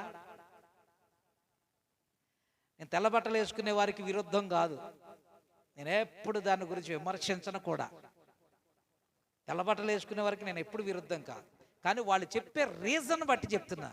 క్రైస్తవులంటే తెల్లని వస్త్రాలు ధరించాలి. ఎందుకు ధరించాలి? బట్టలను బట్టి నువ్వు భక్తిపరుడు కాదు అబ్బాయి. అలాగైతే యోబు భక్తిపరుడు కాకూడదు. ఎందుకంటే ఆయన తెల్ల బట్టలు వేసుకోలేదు, నల్ల బట్టలు వేసుకోలేదు, గోనె పట్ట కట్టుకుని బూడిదలో కూర్చున్నాడు. ఆయన గురించి దేవుడు అంటున్నాడు, నీ భక్తి నీకు ధైర్యము పుట్టింపు. అంటే అతను భక్తిపరుడా కాదా? భక్తిపరుడు కాబట్టే కదా ఆఖరిని ఏవైతే కోల్పోయాడో అన్నిటినీ పొందుకున్నాడు రెట్టింపుగా. మరి ఆయన తెల్ల బట్టలు వేసుకోలేదే, నల్ల బట్టలు వేసుకోలేదే, గౌరీపట్నంలో అమ్మేటువంటి మాలలేం ధరించలేదే. మరి ఆయన భక్తిపడి అలాగయ్యాడు అంటే బట్టలను బట్టి దేవుడు భక్తిని కొలవడు. దేవునికి స్తోత్రం కలుగునగాక. హల్లెలూయా. పై పై వేషం మనిషి చూచును, హృదయాంతరంగం ప్రభువు చూచును. నీవే సువార్తగా జీవించు క్రైస్తవ, నీవే సువార్తగా జీవించు క్రైస్తవ. బోధే బ్రతుకైతే బ్రతుకు బోధ కాదా? హల్లెలూయా. అంటే ధరించుకోను, తెల్ల వస్త్రాలు ధరించుకోవద్దని చెప్పడం అది తప్పేమీ కాదు. కొంతమంది చెప్పే రీజన్ ఏంటంటే క్రైస్తవులు అంటే తెల్ల బట్టలే ధరించాలి. నా దేవుడు నీ బట్టలను బట్టి నిన్ను భక్తిపరుడని అంచడం. దేవునికి స్తోత్రం. హల్లెలూయా. అలాగైతే యోబు భక్తిపరుడు కాకూడదు. తెల్ల బట్టలు ధరించలేదు, నల్ల బట్టలు ధరించలేదు, అసలు బట్టలే ధరించలేదు. ఆయన గోనె పట్టు కట్టుకున్నాడు. దేవునికి స్తోత్రం. నినివే ప్రజలను దేవుడు రక్షించాడు. చంపేస్తానన్న వారిని దేవుడు రక్షించాడు. వాళ్ళు బట్టలు వేసుకున్నారా? తెల్ల బట్టలు కట్టారా? రాజు మొదలుకుని పేదవారు వరకు అందరూ తమ తమ విలువైన వస్త్రాలు విడిచిపెట్టి అందరూ గోనెపట్ట కట్టుకుని అందరూ బూడిదలో కూర్చుని ప్రార్థన చేశారు. మరి వాళ్ళ భక్తిని చూసి దేవుడు ఏం చేశాడంటే వాళ్ళని రక్షించాడు. దేవునికి స్తోత్రం. వాళ్ళ బట్టలను చూసి కాదు. అరే అబ్బాయి, నీ భక్తిని నీ బట్టల్లో చూపించకే. తెల్ల బట్టలు వేసుకుని అసహ్యమైన కార్యాలు చేసే వాళ్ళు ఎంతోమంది లోకంలో ఉన్నారు. శ్రీరాంపురం రోడ్లోంచి వెళ్తుంటే వేపల దెబ్బ మీద కోడి పందాలు పెట్టారు మొన్న పండగలకి. కోడి పందాలు అక్కడ రంగు బట్టలు వేసుకున్న వాళ్ళకంటే తెల్ల బట్టలు వేసుకున్న వాళ్ళు ఎక్కువ. రంగు బట్టలు వేసుకున్న వాళ్ళకంటే తెల్ల బట్ట, క్రైస్తవులు వేసుకునే బట్టల కంటే అమూల్యమైన తెలుపు కలిగిన వస్త్రాలు, విలువైన ఎక్కువ రూపాయలు కలిగినటువంటి వస్త్రాలు వేసుకున్నారు. ప్రతి ఒక్కడి చేతిలో సిగరెట్టు. మరి తెల్ల బట్టలు వేసుకున్న వాళ్ళందరూ భక్తి పరులు అయిపోవాలి. తెల్ల బట్టలు వేసుకుని అసహ్యమైన కార్యాలు చేసేవాళ్ళని బట్టలను బట్టి నీ భక్తిని ప్రపంచానికి పరిచయం చేయకే. బట్టలను బట్టి నీ భక్తిని చూపించాలనుకోకే. నీ భక్తిని దేవుడు చూడాలంటే ఒక పని చేయి చెప్తున్నాను. దేవునికి స్తోత్రం కలుగునుగాక. నీ భక్తిని బండి మీద రాసిన వాక్యాలను బట్టి చూపించకే. బండి మీద రాసిన వాక్యం కాదు, నీ హృదయంలో రాయబడాలి. దేవునికి స్తోత్రం కలుగునుగాక. హల్లెలూయా. చాలా మంది ఇంటి గోడల మీద వెళ్ళగానే ప్రహారీ గోడ మీద ఒక పదం కనపడుతూ ఉంటుంది, ఒక నేమ్, ఒక కొటేషన్ కనపడుతూ ఉంటుంది. యేసే ఈ గృహానికి అధిపతి. ఎవరా అధిపతి? యేసే. ఆ ఇంటిలో తాగుబోతుల విందులు, ఆ ఇంటిలో వ్యభిచారపు చిందులు, ఆ ఇంటిలో భయంకరమైన కార్యాలు జరుగుతాయి. యేసే ఆ గృహానికి అధిపతి అయితే ఆ ఇంటిలో ఆ మోసపు క్రియలు జరగకూడదు కదా. యేసే ఆ గృహానికి అధిపతి. ఆ ఇంటి యజమాని మోసం చేసేటువంటి స్త్రీ ఆ ఇంట్లో ఉంది. ఆ ఇంటికేమో యేసు అధిపతి, ఆ ఇంటిని మోసం చేసే స్త్రీగా ఇంటి యజమానురాలు ఉంది. యేసే ఆ గృహానికి అధిపతి, ఆ ఇంటి యజమానురాలను మోసం చేసేటువంటి పురుషుడు ఆ ఇంట్లో ఉన్నాడు. వాళ్ళ భక్తి ఆ బోర్డులో మాత్రమే కనపడుతుంది. దేవునికి స్తోత్రం కలుగునుగాక. బ్రతుకులో ఉండాలి. దేవునికి స్తోత్రం కలుగునుగాక. యేసే ఆ గృహానికి అధిపతి అయితే యేసుకు విరోధమైన ఏ కార్యము ఆ ఇంటిలో కనబడడానికి వీల్లేదు. దేవునికి స్తోత్రం కలుగునుగాక. హల్లెలూయా, హల్లెలూయా. జాగ్రత్త. యేసే ఆ ఇంటికి నీ వస్తువులకు అధిపతి అయితే ఆ వస్తువు మీద, ఆ వాహనం మీద ఎటువంటి దేవునికి విరోధమైన కార్యాలు ఉండకూడదు. దేవునికి స్తోత్రం. నీ రాకపోకల యందు యెహోవా నిన్ను కాపాడనన్నమాట బైక్ మీద ఉంటుంది, బండి మీద ఉంటుంది. ఈ బండెలు సారా కొట్టు దగ్గర ఉంటుంది, బ్యాందీ కొట్టు దగ్గర ఉంటుంది. ఇప్పుడు నువ్వు సారా తాగినా, బ్యాందీ తాగినా, ఏం తాగినా అక్కడ ఆ బండి మీద కొటేషన్ చదివిన వాళ్ళు ఏమనుకుంటారో తెలుసా? ఎవడీడు? రాంబాబు, జయబాబు, లేకపోతే సామ్యాల్ రాజు అనరు. దేవుని బిడ్డ. ఎవరో దేవుని బిడ్డ తాగుతున్నాడు. దేవుని స్తోత్రం. నా బండి, నేను ఐడిఎఫ్లో పనిచేసేటప్పుడు, చక్కదారు బంద ఐడిఎఫ్ ఫ్యాక్టరీలో నేను సెక్యూరిటీ గార్డ్గా పనిచేస్తున్నప్పుడు నా బండి ఇమ్మన్నాడు. అక్కడ ఇచ్చాను, పాత బండి. ఆ బండి మీద కూడా చర్చ్ నేమ్ అదని ఉంటుంది. ఆ బండి పట్టుకెళ్ళి రాజనారాయణ బ్రాందీ షాప్ దగ్గర పెట్టాడు ఎదురుగుండా. మనూరాయన ఒక ఆయన చూశాడు. రాధేపాలెం, సారం చేస్తారు, న్యూలే, ఎన్ఎల్పిసి చర్చ్ అని ఉంటుంది నా బండి మీద. పాత బండి మీద అయినా కొత్త బండి మీద అయినా అలా ఉంటుంది. ఇప్పుడు ఎవరు తాగుతున్నారు అక్కడికి వెళ్ళి? పాస్టర్ గారు. అరే బాబు, నేనేట్రా బాబు, నాకు పని అంటే అక్కడికి. నాకు చిన్నప్పటి నుంచి నాకు ఆ అలవాట్లేదు. దేవుని స్తోత్రం. ఎందుకు లేదో కూడా చాలాసార్లు చెప్పాను నేను. ఎందుకు లేదో చెప్పాను. మా ఊళ్ళో అందరూ పాతంగ వాళ్ళు అందరూ పురుషులు అందరూ గోచి పెట్టుకుంటారు. ఇప్పటికీ చాలామంది గోచి పెట్టుకుంటారు. ఈ గోచి పెట్టుకుని కళ్ళు తాగేసి, సారా తాగేసి ఆ చెరువు గొట్టమే పడిపోయి వాళ్ళ వాంతులు వాళ్ళే దొల్లేసేవారు. అక్కడ మలమూత్రాలు వాళ్ళే దొల్లేసేవారు. మా అమ్మ, మా చిన్నాన్ని, మా చిన్నమ్మ, మా నాన్న, మా అమ్మ, మా చిన్నాన్ని, మా చిన్నమ్మ తీసుకొచ్చి ఇంటికి తీసుకొచ్చి ఒక పందిని కడుగుతారు చూడండి, అలా కడిగేవారు. అదంతా చూసి నాకు ఓహో, తాగుబోతుళ్ళం అయితే ఇలాగుంటుంది అనమాట. ఎప్పుడు నాకు అలవాట్లేదు. దేవునికి స్తోత్రం కలుగునుగా. మన ఊరాయన వచ్చి అంటాడు, మీ బండి అక్కడ ఉందండి. ఇంకా నయమండి, నేను అక్కడ ఉన్నాను అనలేదు. దేవుని స్తోత్రం. అని ఎవరికైనా బండి ఇచ్చేటప్పుడు నేను అది ఎవ్వరు బాబు నా బండిని తీసుకెళ్ళి నన్ను బజార్లో పెట్టేస్తున్నారు నాయన, బండి ఇవ్వడం నాకు అభ్యంతరం లేదు, కానీ నా బండిని ఎక్కడెక్కడికో పెట్టకండి మీరు పెట్టి తీసుకెళ్ళి అని చెప్పించేవాడు. బండి మీద కాదండి మన కొటేషన్ ఉండవలసింది, బ్రతుకులో ఉండాలి. దేవునికి స్తోత్రం కలుగునగా. భక్తి పరులం కావాలంటే సుమియోను భక్తి పరుడు అని దేవుడు శాసనం రాశాడు. ఏంటి ఇతని భక్తి యొక్క నిరూపణ? ఇతడు భక్తి పరుడని దేవుడు చెప్పడానికి దేవుడు ఇతరులు ఏం చూశాడు, ఇతని భక్తిలో ఎలా కనపడ్డాడో 2 విషయాలు చెప్పి నేను ముగిస్తాను. భక్తి మనల్ని క్రమపరచాలి. వెళ్ళకూడని చోటకు వెళ్ళేదానికి వీలు లేకుండా చేయాలి. వెళ్ళవలసిన చోటకి వెంటనే వెళ్ళేలా చేయాలి మన భక్తి. దేవునికి స్తోత్రం కలుగునగా. హల్లెలూయా. భక్తి పరుల జీవితంలో 2 లక్షణాలు ఉంటాయి. 1, కలిగిన దానితో సంతృప్తిగా ఉంటారు. దేవునికి స్తోత్రం కలుగునగా. భక్తి పరుల జీవితంలో మొదటి లక్షణం కనపడుతుంది, కలిగి ఉన్న దానితో సంతృప్తిగా ఉంటారు. దేవుడు ఏది ఇచ్చాడో దాన్ని సంతృప్తిగా అనుభవిస్తారు. ఇది చాలు నాయన నువ్వు ఇచ్చింది అని బ్రతుకుతారు. లేని దాని కొరకైనను, వారికి అందని వాటైందైనను, వారికి తగని వాటి అందైనను ఎప్పుడూ ఆశపడరు. దేవునికి స్తోత్రం కలుగునగా. హల్లెలూయా, హల్లెలూయా. ఒక ఆయన అనేవాడంట, కాళ్ళు లేవురు కానిరా, లెగలేకపోతున్నాను కదరా, లెగలేకపోతున్నాను కానీ పీకట్టు గరిచేద్దాం అనేవాడట. ఏం లేదు, లెగడానికి కాళ్ళు లేవు, లెగలేకపోతున్నాను కానీ పీకట్టు కరిచేద్దాను. నువ్వు తగని వాటిని, నీకు తగవయ్యా పనులు, నువ్వు చేయలేవు. నీకు అందని వాటి అందైనను, నీకు తగని వాటి అందైనను నువ్వెప్పుడు ఆశ పెట్టుకోకూడదు. అలా ఆశ పెట్టుకుంటూ నువ్వు భక్తి పడుగా. దేవునికి స్తోత్రం కలుగునగా. మొదటి లక్షణం. ఇతడు భక్తిపరుడు అని బట్టలను బట్టి ఎప్పుడు కొలకు. ఇతడు భక్తిపరుడు అయితే ఇతను తగని పనులే అన్నా చేస్తున్నాడా, ఇతని భక్తికి తగిన పనులే చేస్తున్నాడా అని పరిశీలన చేయి. ఒకవేళ భక్తికి తగిన పనులు చేస్తున్నాడు అనుకోండి, అతను భక్తిపరుడే. దేవునికి స్తోత్రం. అతని భక్తికి తగని పనులు ఏమైనా చేస్తున్నాడు అనుకోండి, ఆడు ఎంత మంచి బట్టలు వేసుకున్నాడు, వాడు భక్తిపరుడుగా. దేవునికి స్తోత్రం కలుగునగా. హల్లెలూయా, హల్లెలూయా. చాలామంది టీవీ చూస్తున్నప్పుడు కరెంటు పోయింది అనుకోండి, కరెంటు రాగానే ఏమంటుంది, అయ్య ప్రభు స్తోత్రం స్తోత్రం స్తోత్రం అని. అది నిజంగా భక్తికి తగిన లక్షణమే? నువ్వు భక్తి పొర్రాలువా? ఎందుకు ఆ భక్తి? కాల్చడం పోడట్టు ఓ బాక్సులు పెట్టేది తప్ప.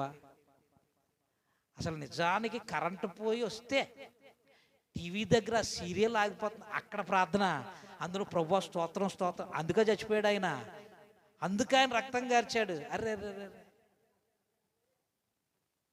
ఏదైనా మేలు జరిగింది, ఉపకారం జరిగింది, అప్పుడు స్తుతించి దేవుని. దేవునికి స్తోత్రం కలుగునగా. నీ భక్తి అంతా తీసుకెళ్ళి అక్కడ పెడతావు. భక్తి పరుల్లో కనిపించే మొదటి లక్షణం ఏంటనగా, కలిగి ఉన్న దానితో సంతృప్తి పడతాడు. అందని వాటెందైనను, తగని వాటెందైనను, అభ్యాసం లేని వాటెందైనను ఎప్పుడు ఆశపడ్డ. దేవునికి స్తోత్రం కలుగునగా. నువ్వు భక్తి పడువని నేను చెప్పాలంటే నేను గమనించాల్సింది, భక్తికి తగిన లక్షణాలు నీలో ఉన్నాయా లేదని నేను చూస్తే చాలు. నేను భక్తి పడునో కాదో నీకు తెలియాలంటే నువ్వు నాలో బట్టలు చూడకో, నా తల ఎలా ఉందని చూడకో, నా రూపురేఖలు ఎలా ఉన్నాయని చూడకో, నా లక్షణాలు ఎలాగున్నాయి. ఆదివారం నాడు ఇతను ఎలా ఉంటున్నాడు, సోమవారం నుండి శనివారం దాకా ఇతను ఎలా ఉంటున్నాడు, వాటిని గమనించు. నేను భక్తి పడినో కాదో తెలిసిపోతుంది. దేవునికి స్తోత్రం కలుగునగా. హల్లెలూయా. బైబిల్ గ్రంథంలో ఒక వ్యక్తిని పరిచయం చేస్తాను. అతని భక్తిని గురించి 2 మాటలు చెప్పి నేను ముగిస్తాను. రాజుల మొదటి గ్రంథం పేజ్ నెంబర్ మాకంటే ముందుగా తీస్తే చెప్పండి. 290వ పేజీ, 21వ అధ్యాయం. రాజుల మొదటి గ్రంథము 21వ అధ్యాయం మొదటి నుంచి చదువుకుందాం. ఈ సంగతులైన తరువాత యెజ్రెయేలులో షోమ్రోను పట్టణానికి రాజైన అహబు షోమ్రోను నగరును ఆనుకొని యెజ్రెయేలు వాడైన నాబోతునకు ఒక ద్రాక్ష తోట కలిగి ఉండగా, అహబు నాబోతును పిలిచి, నీ ద్రాక్ష తోట నా నగరును ఆనుకొని ఉన్నది గనుక అది నాకు కూర తోటకిమ్ము, దానికి ప్రతిగా దానికంటే మంచిది ద్రాక్ష తోట నీకు ఇచ్చేదను. లేదా నీకు అనుకూలమైన యెడల దానిని డబ్బు ఇస్తాను, డబ్బుకి క్రయమునకిమ్మని అడిగాను. అందుకు నాబోతు, నా పిత్రార్జితమును నీకు ఇచ్చుటకు నాకు ఎంత మాత్రమును వల్లపడదని చెప్పగా. దేవునికి స్తోత్రం చెబుదాం. హల్లెలూయా. ఓరక నిలిచి చూడుము ప్రియుడా దేవుని ఘన కార్యము, నీ దేవుని ఘన కార్యము. ఓరక నిలిచి చూడుము ప్రియుడా దేవుని ఘన కార్యము, నీ దేవుని ఘన కార్యము. బలమైనవి ఎంతో ఘనమైనవి, ఎంతో ఘనమైనవి, నీ ఊహకు అందనివి, నీ ఊహకు అందనివి. యేసు రక్తమే జయం, సిలువ రక్తమే జయం, యేసు నామమే జయం, ప్రభు నామమే జయం. యేసు రక్తమే జయం, సిలువ రక్తమే జయం, యేసు నామమే జయం, ప్రభు నామమే జయం. హల్లెలూయా. షోమ్రోను పట్టణాన్ని యోధారాజు అయినటువంటి అహబు అనే రాజు పరిపాలన చేస్తూ ఉన్నాడు. ఆ షోమ్రోను పట్టణానికి ఒక 1/2 కిలోమీటర్ దూరంలో నాబోత్ అనే వ్యక్తికి ఒక ద్రాక్ష తోట ఉంది. ఒక 5 కొంచాలు, ఒక 50 సెంట్లు.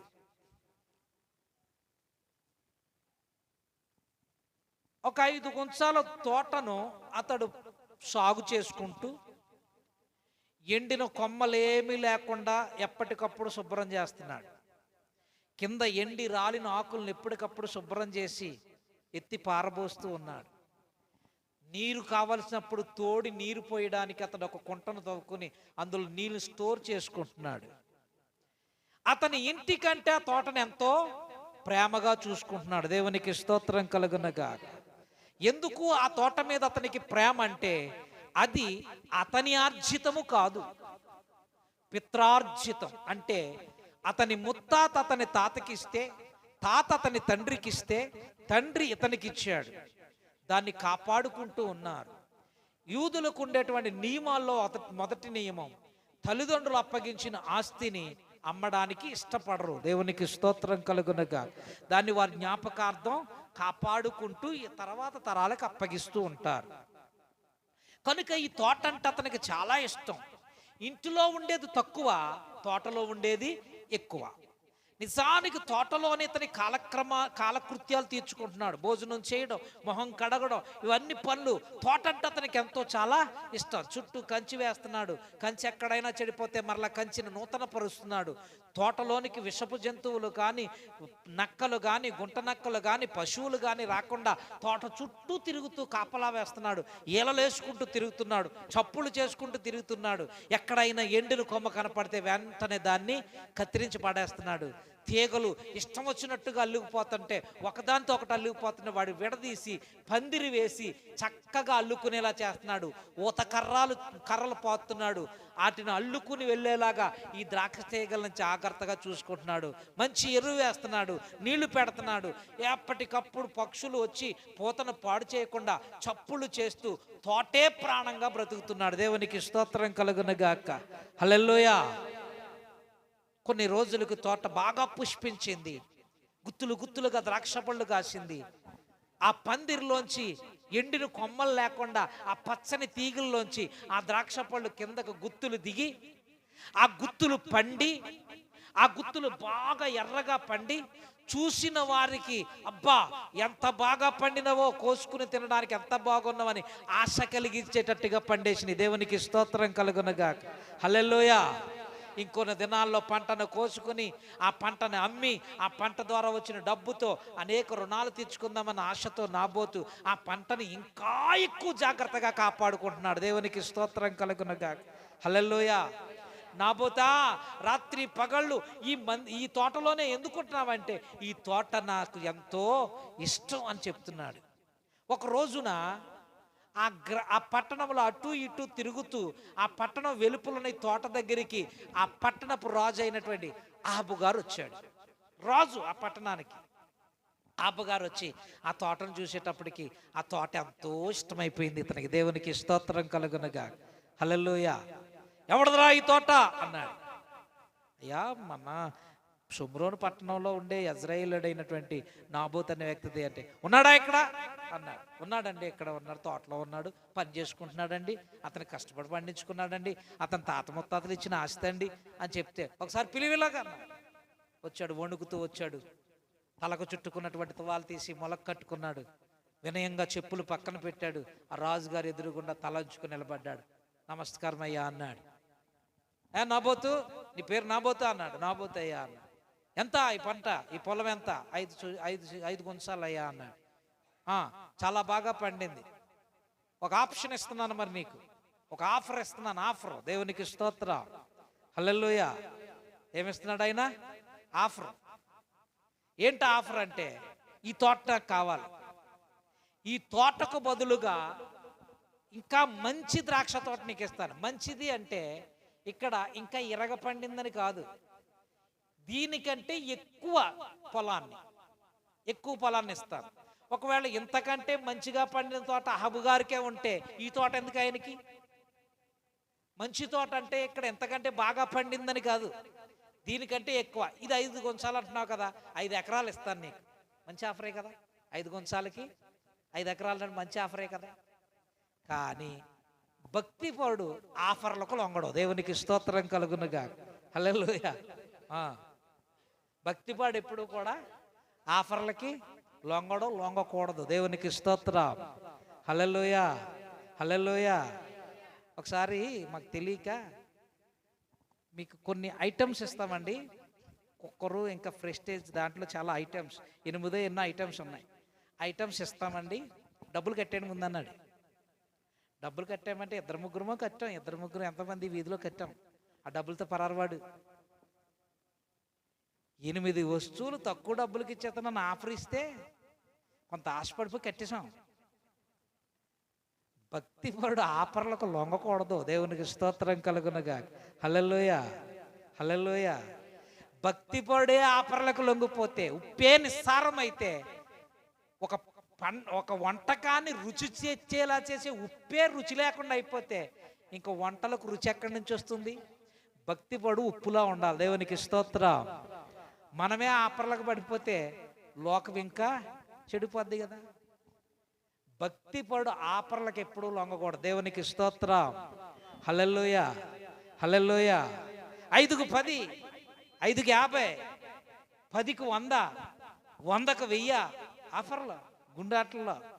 ఈ ఆఫర్లకు లొంగిపోయి ఇంట్లో ఉన్నవి పట్టుకెళ్ళిపోయి మొదట వచ్చినట్టుగా భ్రమ చూపించి తర్వాత ఉన్నది ఉంచుకున్నది కూడా లాగెత్తాడు. 10 మందిని కొట్టి ఒక్కడు పట్టుకుపోతాడు. 10 మందిని కొట్టి 10 మంది ఇంటిలో దుఃఖం, ఆడింట్లో ఆనందం. వాడికి ఏం ప్రయోజనం అండి? దేవునికి స్తోత్రం కలుగునుగా. హల్లెలూయా. హల్లెలూయా. ఈ 10 మంది ఇంటిలో భార్య పిల్లలు ఏడుస్తూ ఉంటే ఆ పట్టుకున్నడికి ఏం ప్రయోజనం ఉంటుందా? ఆ ఆస్తులన్నీ కూడా వాడికి అనధికారికంగానే ఖర్చు అయిపోతాయి. రోగాలు వచ్చో, యాక్సిడెంట్లు అయ్యో, ఎప్పుడు ఆ డబ్బు పనికిరా. దేవునికి స్తోత్రం. మనకు ప్రయోజనకరమైంది, మనం ఉపయోగించుకోదగింది, మనకు మేలుకారింది ఏదైతే అంటే దేవునికి స్తోత్రం. దేవుడు నీ రెక్కల కష్టార్జితాన్ని ఆశీర్వదిస్తానన్నాడు కానీ, నువ్వు కష్టపడి సంపాదించుకున్నది నేను దీవిస్తానన్నాడు కానీ, నువ్వు గుండాట్లలోనూ కోడి పందాల్లోనూ సంపాదించుకున్నది ఎప్పుడు కూడా ఆయన ఆశీర్వదించడం. దేవునికి స్తోత్రం. హల్లెలూయా. 10 మంది ఏడుస్తూ ఉంటే ఒకడు పట్టుకెళ్ళిపోతుంటే 10 మంది ఇంట్లో భార్యలు పిల్లలు ఏడుస్తుంటే దాన్ని దేవుడు ఎలా ఆశీర్వదిస్తాడండి? ఈ కన్నిటికి విలువిస్తాడు. కానీ చాలా జాగ్రత్త, ఎప్పుడు ఆ డబ్బుకు ఆశపడకండి. దేవునికి స్తోత్రం కలగనగా. హల్లెలూయా. అప్పుడు నీకు అది చాలా సుఖంగా, ఆనందంగా, ఉపయోగకరంగా ఉండొచ్చు, కానీ దానికి రెట్టింపు కోల్పోతావు ప్రియుడా. దేవునికి స్తోత్రం కలుగునగా. హల్లెలూయా. భక్తి పరుడుగా ఉండు, ఆఫర్లకు లొంగకో. ఇప్పుడు రాజుగారు అంటున్నాడు నాబోతో 5 గుంచాలు కదా, 5 ఎకరాలు ఇస్తాను, ఈ తోట నాకు ఇచ్చే, దేవునికి స్తోత్రం కలుగునుగా. లేదు అంటావా, మరొక ఆఫర్ ఇస్తున్నాను, డబ్బు ఎంతో చెప్పు. నువ్వు చెప్పడం కాదు, నేను చెప్పడం కాదు, నేను ఎంత ఇస్తానని చెప్పను, బ్లాంక్ చెక్ ఇచ్చేస్తాను, ఎంత కావాలో చెప్పు, ఆఫర్. దేవుని స్తోత్రం.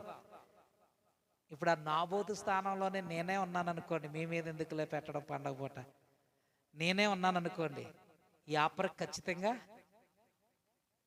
అప్పుడు భక్తి పరులం ఎలాగవుతాం? లొంగకూడదు. దేవునికి స్తోత్రం కలుగునగా. భక్తి పరుడు ఎప్పుడు కూడా సింహంలో నిటారుగా ఉండాలి. దేవునికి స్తోత్రం కలుగునగా. లోపర్లకో ఆఫర్లకో లొంగిపోయి లోపరం అయిపోకూడదు. దేవునికి స్తోత్రం కలుగునగా. ఆఫర్లకు లొంగిపోయి లోపర్ అయితే కాబట్టి నీ జీవితంలో పాపరగా మిగులుతావు. దేవునికి స్తోత్రం కలుగునగా. హల్లెలూయా, హల్లెలూయా. నాబోతు అంటున్నాడు, నిజానికి నాబోతికి ఆ 5 గుంచాల తోట తప్ప ఇంకేమీ లేదు. మంచి ఆఫర్ వచ్చింది, 5 గుంచాలకి 5 ఎకరాల పొలం. దేవునికి స్తోత్రం. 5 గుంచాల పొలం ఆ రోజుల్లో ఒక 50,000 చేస్తే రాజుగారు అంటున్నాడు, ఎంత కావాలో చెప్పు అంటే 5 కోట్లు అడిగినా కానీ ఇస్తాడు. ఆఫర్ బాగుంది, కానీ లొంగలేదు. ఎందుకో తెలుసా? ఇతడు భక్తిపూరుడు. దేవునికి స్తోత్రం కలుగునగా. హల్లెలూయా, హల్లెలూయా, హల్లెలూయా. లోకంలో ఈ ఆఫర్లు కాదు, ఇంకా రకరకాల ఆఫర్లు ఉంటాయి. ఒక పురుషుడు స్త్రీతో చెప్తాడు, నువ్వంటే నాకు చాలా ఇష్టం. ఒక స్త్రీ పురుషుడితో చెప్తాది, నువ్వంటే నాకు చాలా ప్రేమ. ఇది కూడా ఒక రకమైన ఆఫరే. దేవునికి స్తోత్రం కలుగునగా. ఇది కూడా ఒక రకమైన ఆఫరే. నీకోసం నేను ఏమేం చేయాలన్నా చేస్తా. నీకోసం చచ్చిపోవాలనుకుంటున్నావా, చచ్చిపో అంటావా, దూకేమంటావా, అక్కడి నుంచి దూకేస్తాను. ఇది కూడా ఒక ఆఫరే. ఆ ఆఫర్లోకి లొంగిపోతారు ఈ ఆడపిల్లలు. దేవునికి స్తోత్రం కలుగునగా. హల్లెలూయా. ఈ పక్కన చూస్తే అనుష్కలాగా ఉన్నా, పక్కన చూస్తే సమంతలాగా, వెనకాలను చూస్తే ఇంకోలాగా ఉన్నా, నాకు ఎంతకనే తెలియదు, ఎదరిని చూస్తే ఇంకోలాగా ఉన్నా అని చెప్పాడు అనుకోరు. అది ఆఫరేనండి.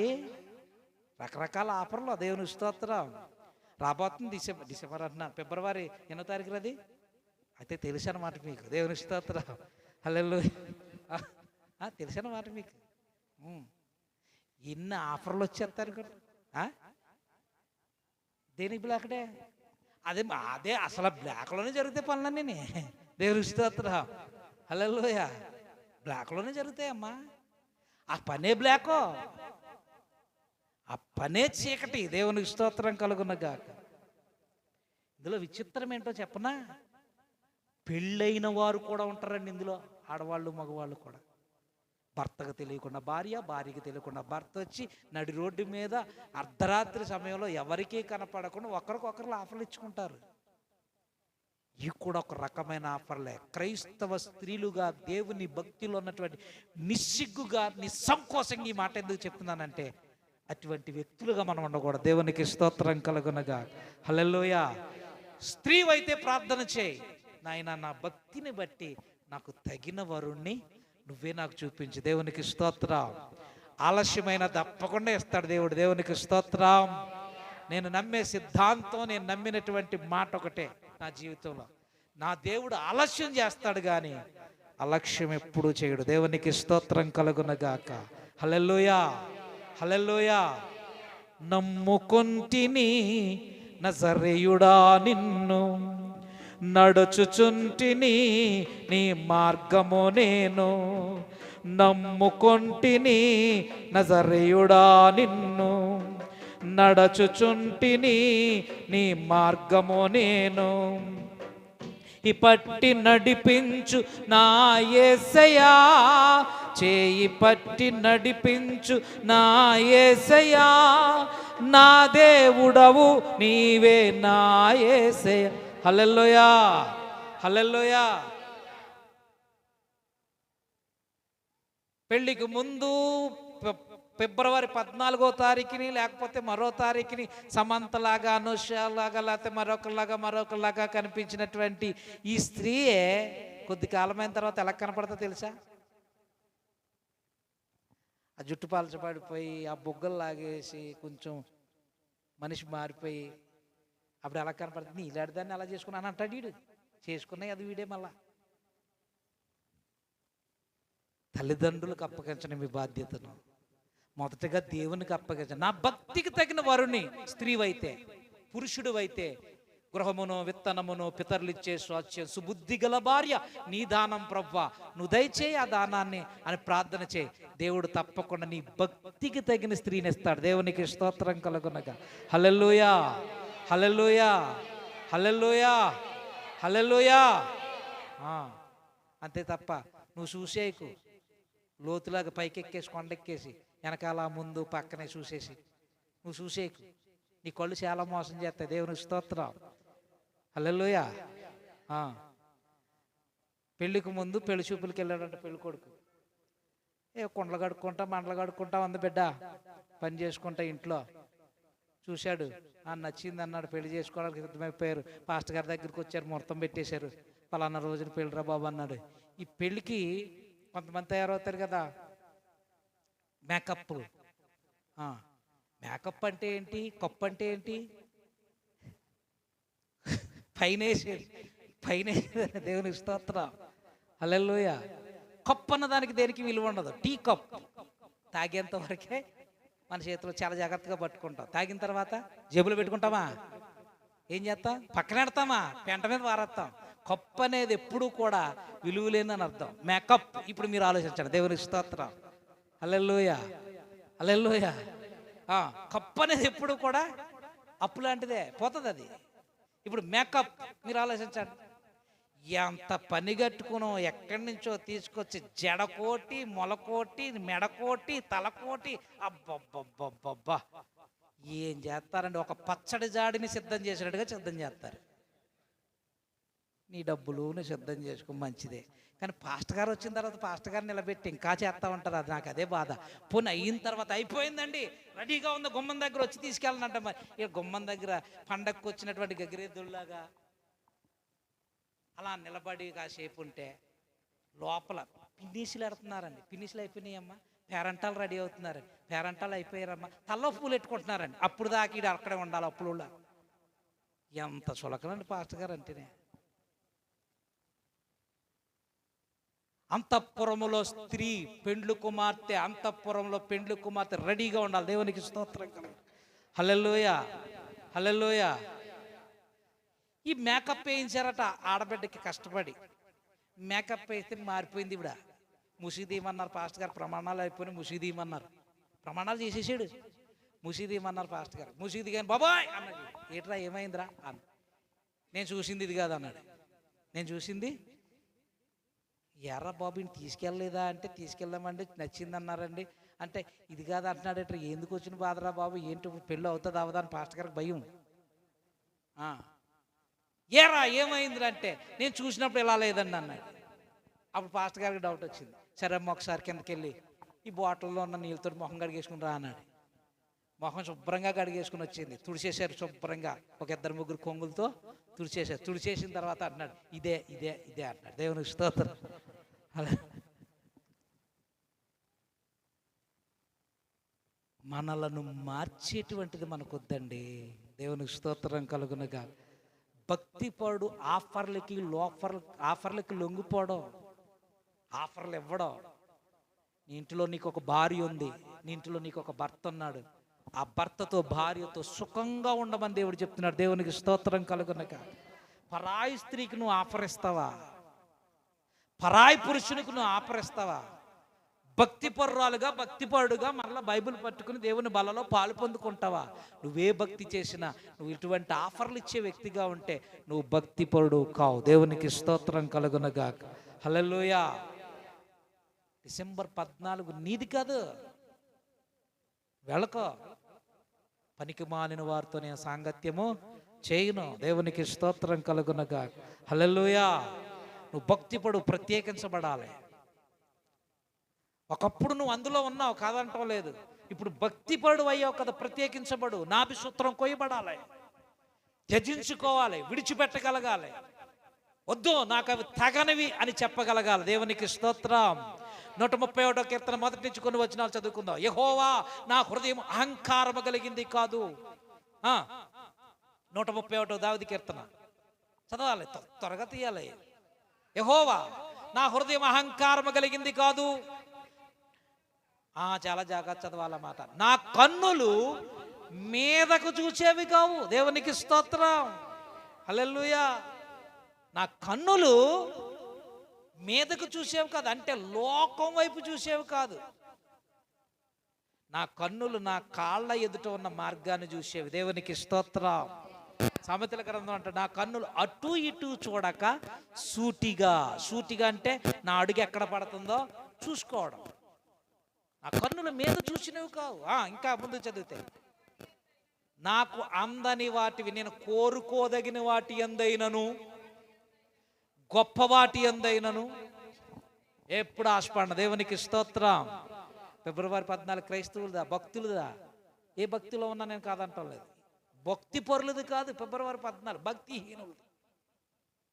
తల్లిదండ్రులు తెలియకుండా ఆడపిల్లలు, తల్లిదండ్రులు తెలియకుండా మగపిల్లలు వెళ్ళి ఒకరికొకరు పువ్వులిచ్చుకుంటూ, ముద్దులిచ్చుకుంటూ, ఆ కౌగులించుకుంటూ ఆ ఫిబ్రవరి 14 చేసే మోస పనులన్నీ భక్తి పరులు కావు, భక్తిహీనులవి. నువ్వు భక్తిపడు అయితే అది నాది కాదు అని నీకు తగని దానిలో నువ్వు పాలు పొందకూడదు. దేవునికి స్తోత్రం కలుగునక. భార్య ఇంటిలో ఉంది, నీ కొరకు పెండ్లి భార్య నిన్ను పెళ్లి చేసుకుని నీ కొరకు సమస్తాన్ని విడిచిపెట్టి, కుటుంబాన్ని విడిచిపెట్టి, తన ఇంటి పేరును మార్చుకుని నిన్ను నమ్మి నీ కొరకు ఎదురు చూస్తూ ఇంటిలో భార్య ఉంది.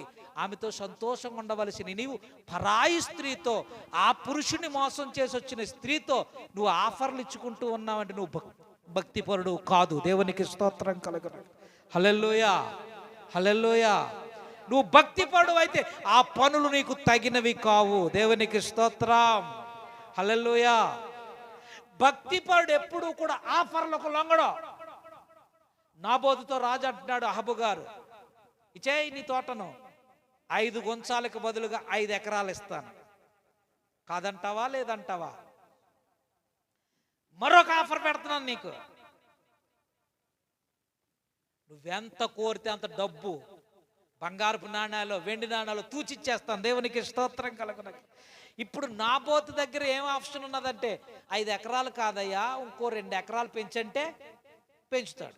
లేదయ్యా, కొన్ని కోట్ల రూపాయలు విలువ చేసే బంగారు నాణ్యాలు కావాలంటే బంగారు నాణ్యాలు ఇస్తాడు. ఏమంటే అది ఇచ్చేస్తాడు. లేదయ్యా, ఇంకొక ఆప్షన్, నువ్వు చెప్పిన ఆప్షన్ కాదు, నేను ఒక ఆప్షన్ ఇస్తున్నాను. ఇప్పటి వరకు నేను గుడిసెలో ఉన్నాను, నీ భవనం లాంటి ఒక భవనం కట్టాలి నాకు. ఆ భవనం ఎదుట రథం ఒకటి ఉండాలి నాకు సరిపడ వస్త్రాలు ఉండాలి, నా భార్యకి సరిపడ వస్త్రాలు ఉండాలి, నా పిల్లలకు వస్త్రాలు ఉండాలి, వాటితో పాటుగా డబ్బులు ఉండాలి, వాటితో పాటుగా ఒక 5 గుంచాలకు బదులు 5 ఎకరాల పొలం కూడా ఉండాలి. ఇచ్చేవాడే అహబు. దేవునికి స్తోత్రం. ఆఫర్ వచ్చింది కదా అని సంతృప్తి లేకుండా ఆఫర్ల మీద ఆఫర్లు తీసేసుకునేవాడు కాదు భక్తివాడు. దేవునికి స్తోత్రం. సుమియోను కూడా అంతే.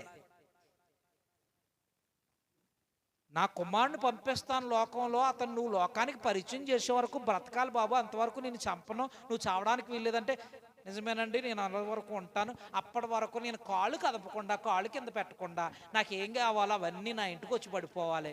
మరి ఇవన్నీ చేస్తేనే నేను మీరు చెప్పేదాకా బతుకుంటానని దేవునికి ఆఫర్ పెట్టలేదు. దేవునికి స్తోత్రం కలుగును గాక. సరే బతుకుతానయ్యా, ఇక్కడ ఇంటిలో బతకను, మందిరంలో ఉంటాను. దేవునికి స్తోత్రం.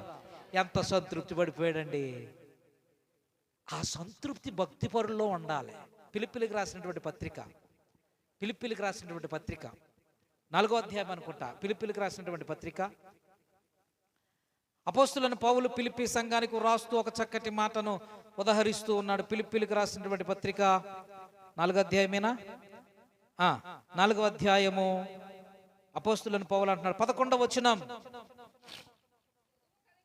నాకు కొదువ కలిగినందున నేను ఎలాగూ చెప్పుట లేదు. అదంతా అవసరం లేదు, కానీ కింద 2వ పదం చదువుతున్నారు పాస్టర్ గారు, చూడండి. నేను ఏ స్థితిలో ఉన్నాను,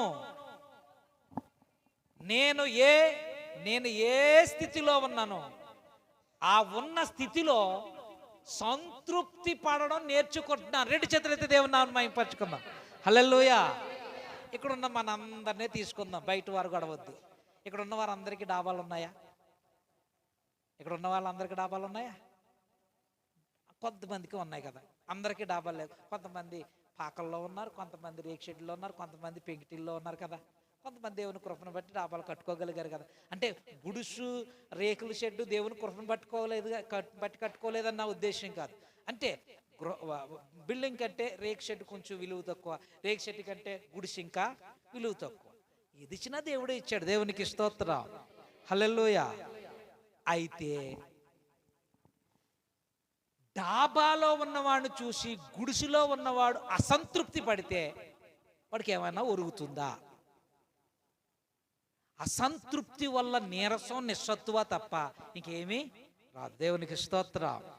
ఒకటి అనుకో, నాయనా నన్ను కూడా ఎప్పటికైనా నువ్వు అలాగూ ఆశీర్వదించగలిగిన దేవుడు. దేవునికి స్తోత్రం. నాకంటే కొద్ది ముందు వాళ్ళు కట్టుకోగలిగారు నీ కృపను బట్టి. నీ కృప నాకు ఎప్పటికైనా దయచేయి ప్రభు అనుకోవాలి తప్ప, ఈ రేక్ షెడ్లో ఉన్నవాడు బిల్డింగ్ని చూసి, గుడిసాడేమో రేక్ షెడ్లో ఉండి చూసి ఒకరిని ఒకరు అసంతృప్తి పడిపోయారనుకోండి, దానివల్ల ఏ ప్రయోజనము? అసంతృప్తి అనేది భక్తి పరులకు ఉండకూడదు. దేవునికి స్తోత్రం. లోకస్తులకు ఉంటే ఉండొచ్చు గాక, లోకస్తుల్లో కూడా చాలా మందికి అసంతృప్తి ఉండదండి. లోకస్తుల్లో కూడా అంటే బైబిల్ తెలియని వారు కూడా కొంతమంది అసలు అసంతృప్తి పడరు తెలుసా. తమకున్న దానిలో చాలా సంతృప్తిగా జీవిస్తారు. అలాంటి వారు నాకు చాలా మంది తెలుసు. దేవునికి స్తోత్రం.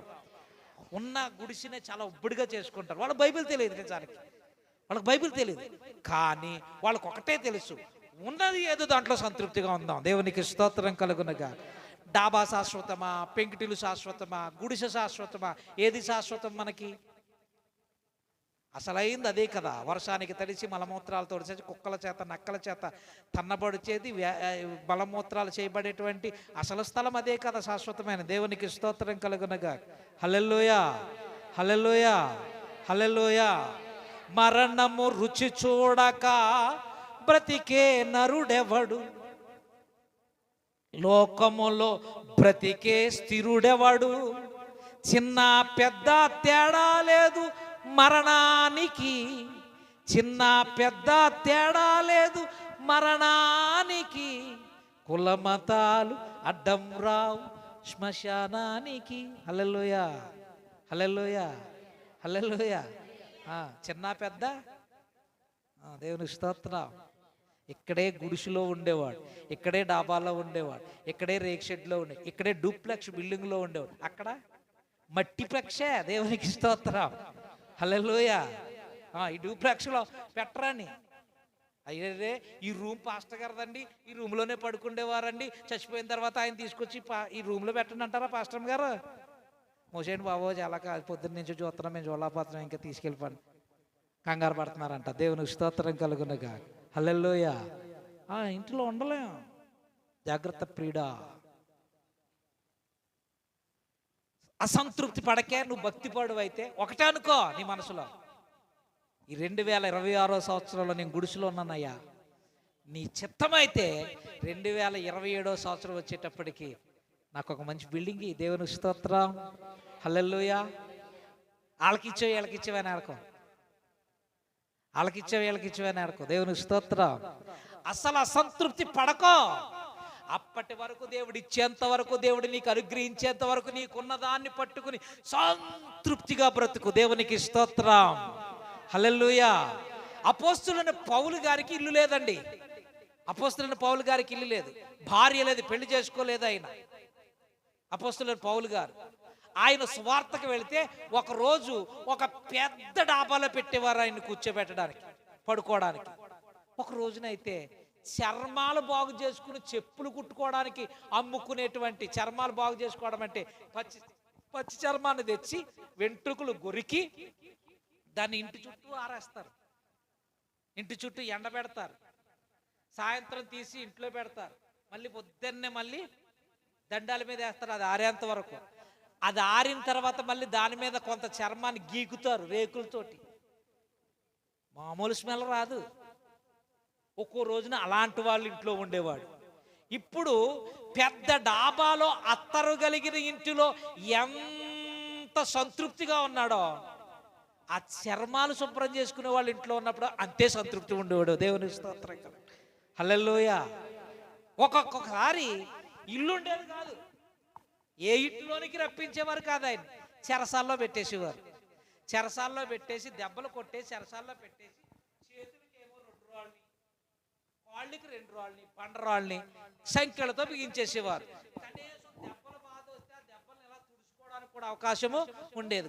ఇప్పుడు డాబాలో ఉన్నప్పుడు, చర్మాలు బాగు చేసుకునేవాడు ఇంట్లో ఉన్నప్పుడు ఎంత సంతృప్తిగా ఉండేవాడో, చెరసాల్లో కూడా అంతే సంతృప్తి ఉండేవాడు. దేవునికి స్తోత్రం కలుగునగాక. అందుకనే అంటున్నాడు ఇక్కడ, నేను ఏ స్థితిలో ఉన్నానో ఆ స్థితిలో సంతృప్తి కలిగి ఉండుట నేర్చుకుని ఉన్నాను. ఈ లక్షణం నాబోతులో కనపడుతుంది, ఈ లక్షణం సుమియోన్లో కనపడుతుంది. మరి 2026 సంవత్సరంలో, 26 కదా, 2026 సంవత్సరంలో బల్లారాధనలో పాల్గొన్నాం. మొదటి ఆరాధనలో వాగ్దానాలు తీసాం. December 31 చేసాం, ఫస్ట్ చేసాం, ఎన్నో చేసాం. మనలో కూడా రావాలి సంతృప్తి పడే లక్షణం. ప్రియుడా, డాబాలో ఉన్నావా? సంతృప్తిగా ఉండు. నీకంటే మంచి డూప్లెక్స్ బిల్డింగ్ కట్టుకున్నవాడు అంకు చూసి ఈ ఎదవికి ఇచ్చాడు దేవుడు, నాకు ఇవ్వలేదు అనకే. దేవుని స్తోత్రం, హల్లెలూయా. నువ్వు మంచి బండి కొనుక్కున్నావు, కారు కొనుక్కున్నావు చూసి అసంతృప్తి పడకు. దేవుడు నీకు ఇవ్వడం అసంతృప్తి పడితే. దేవుని స్తోత్రం.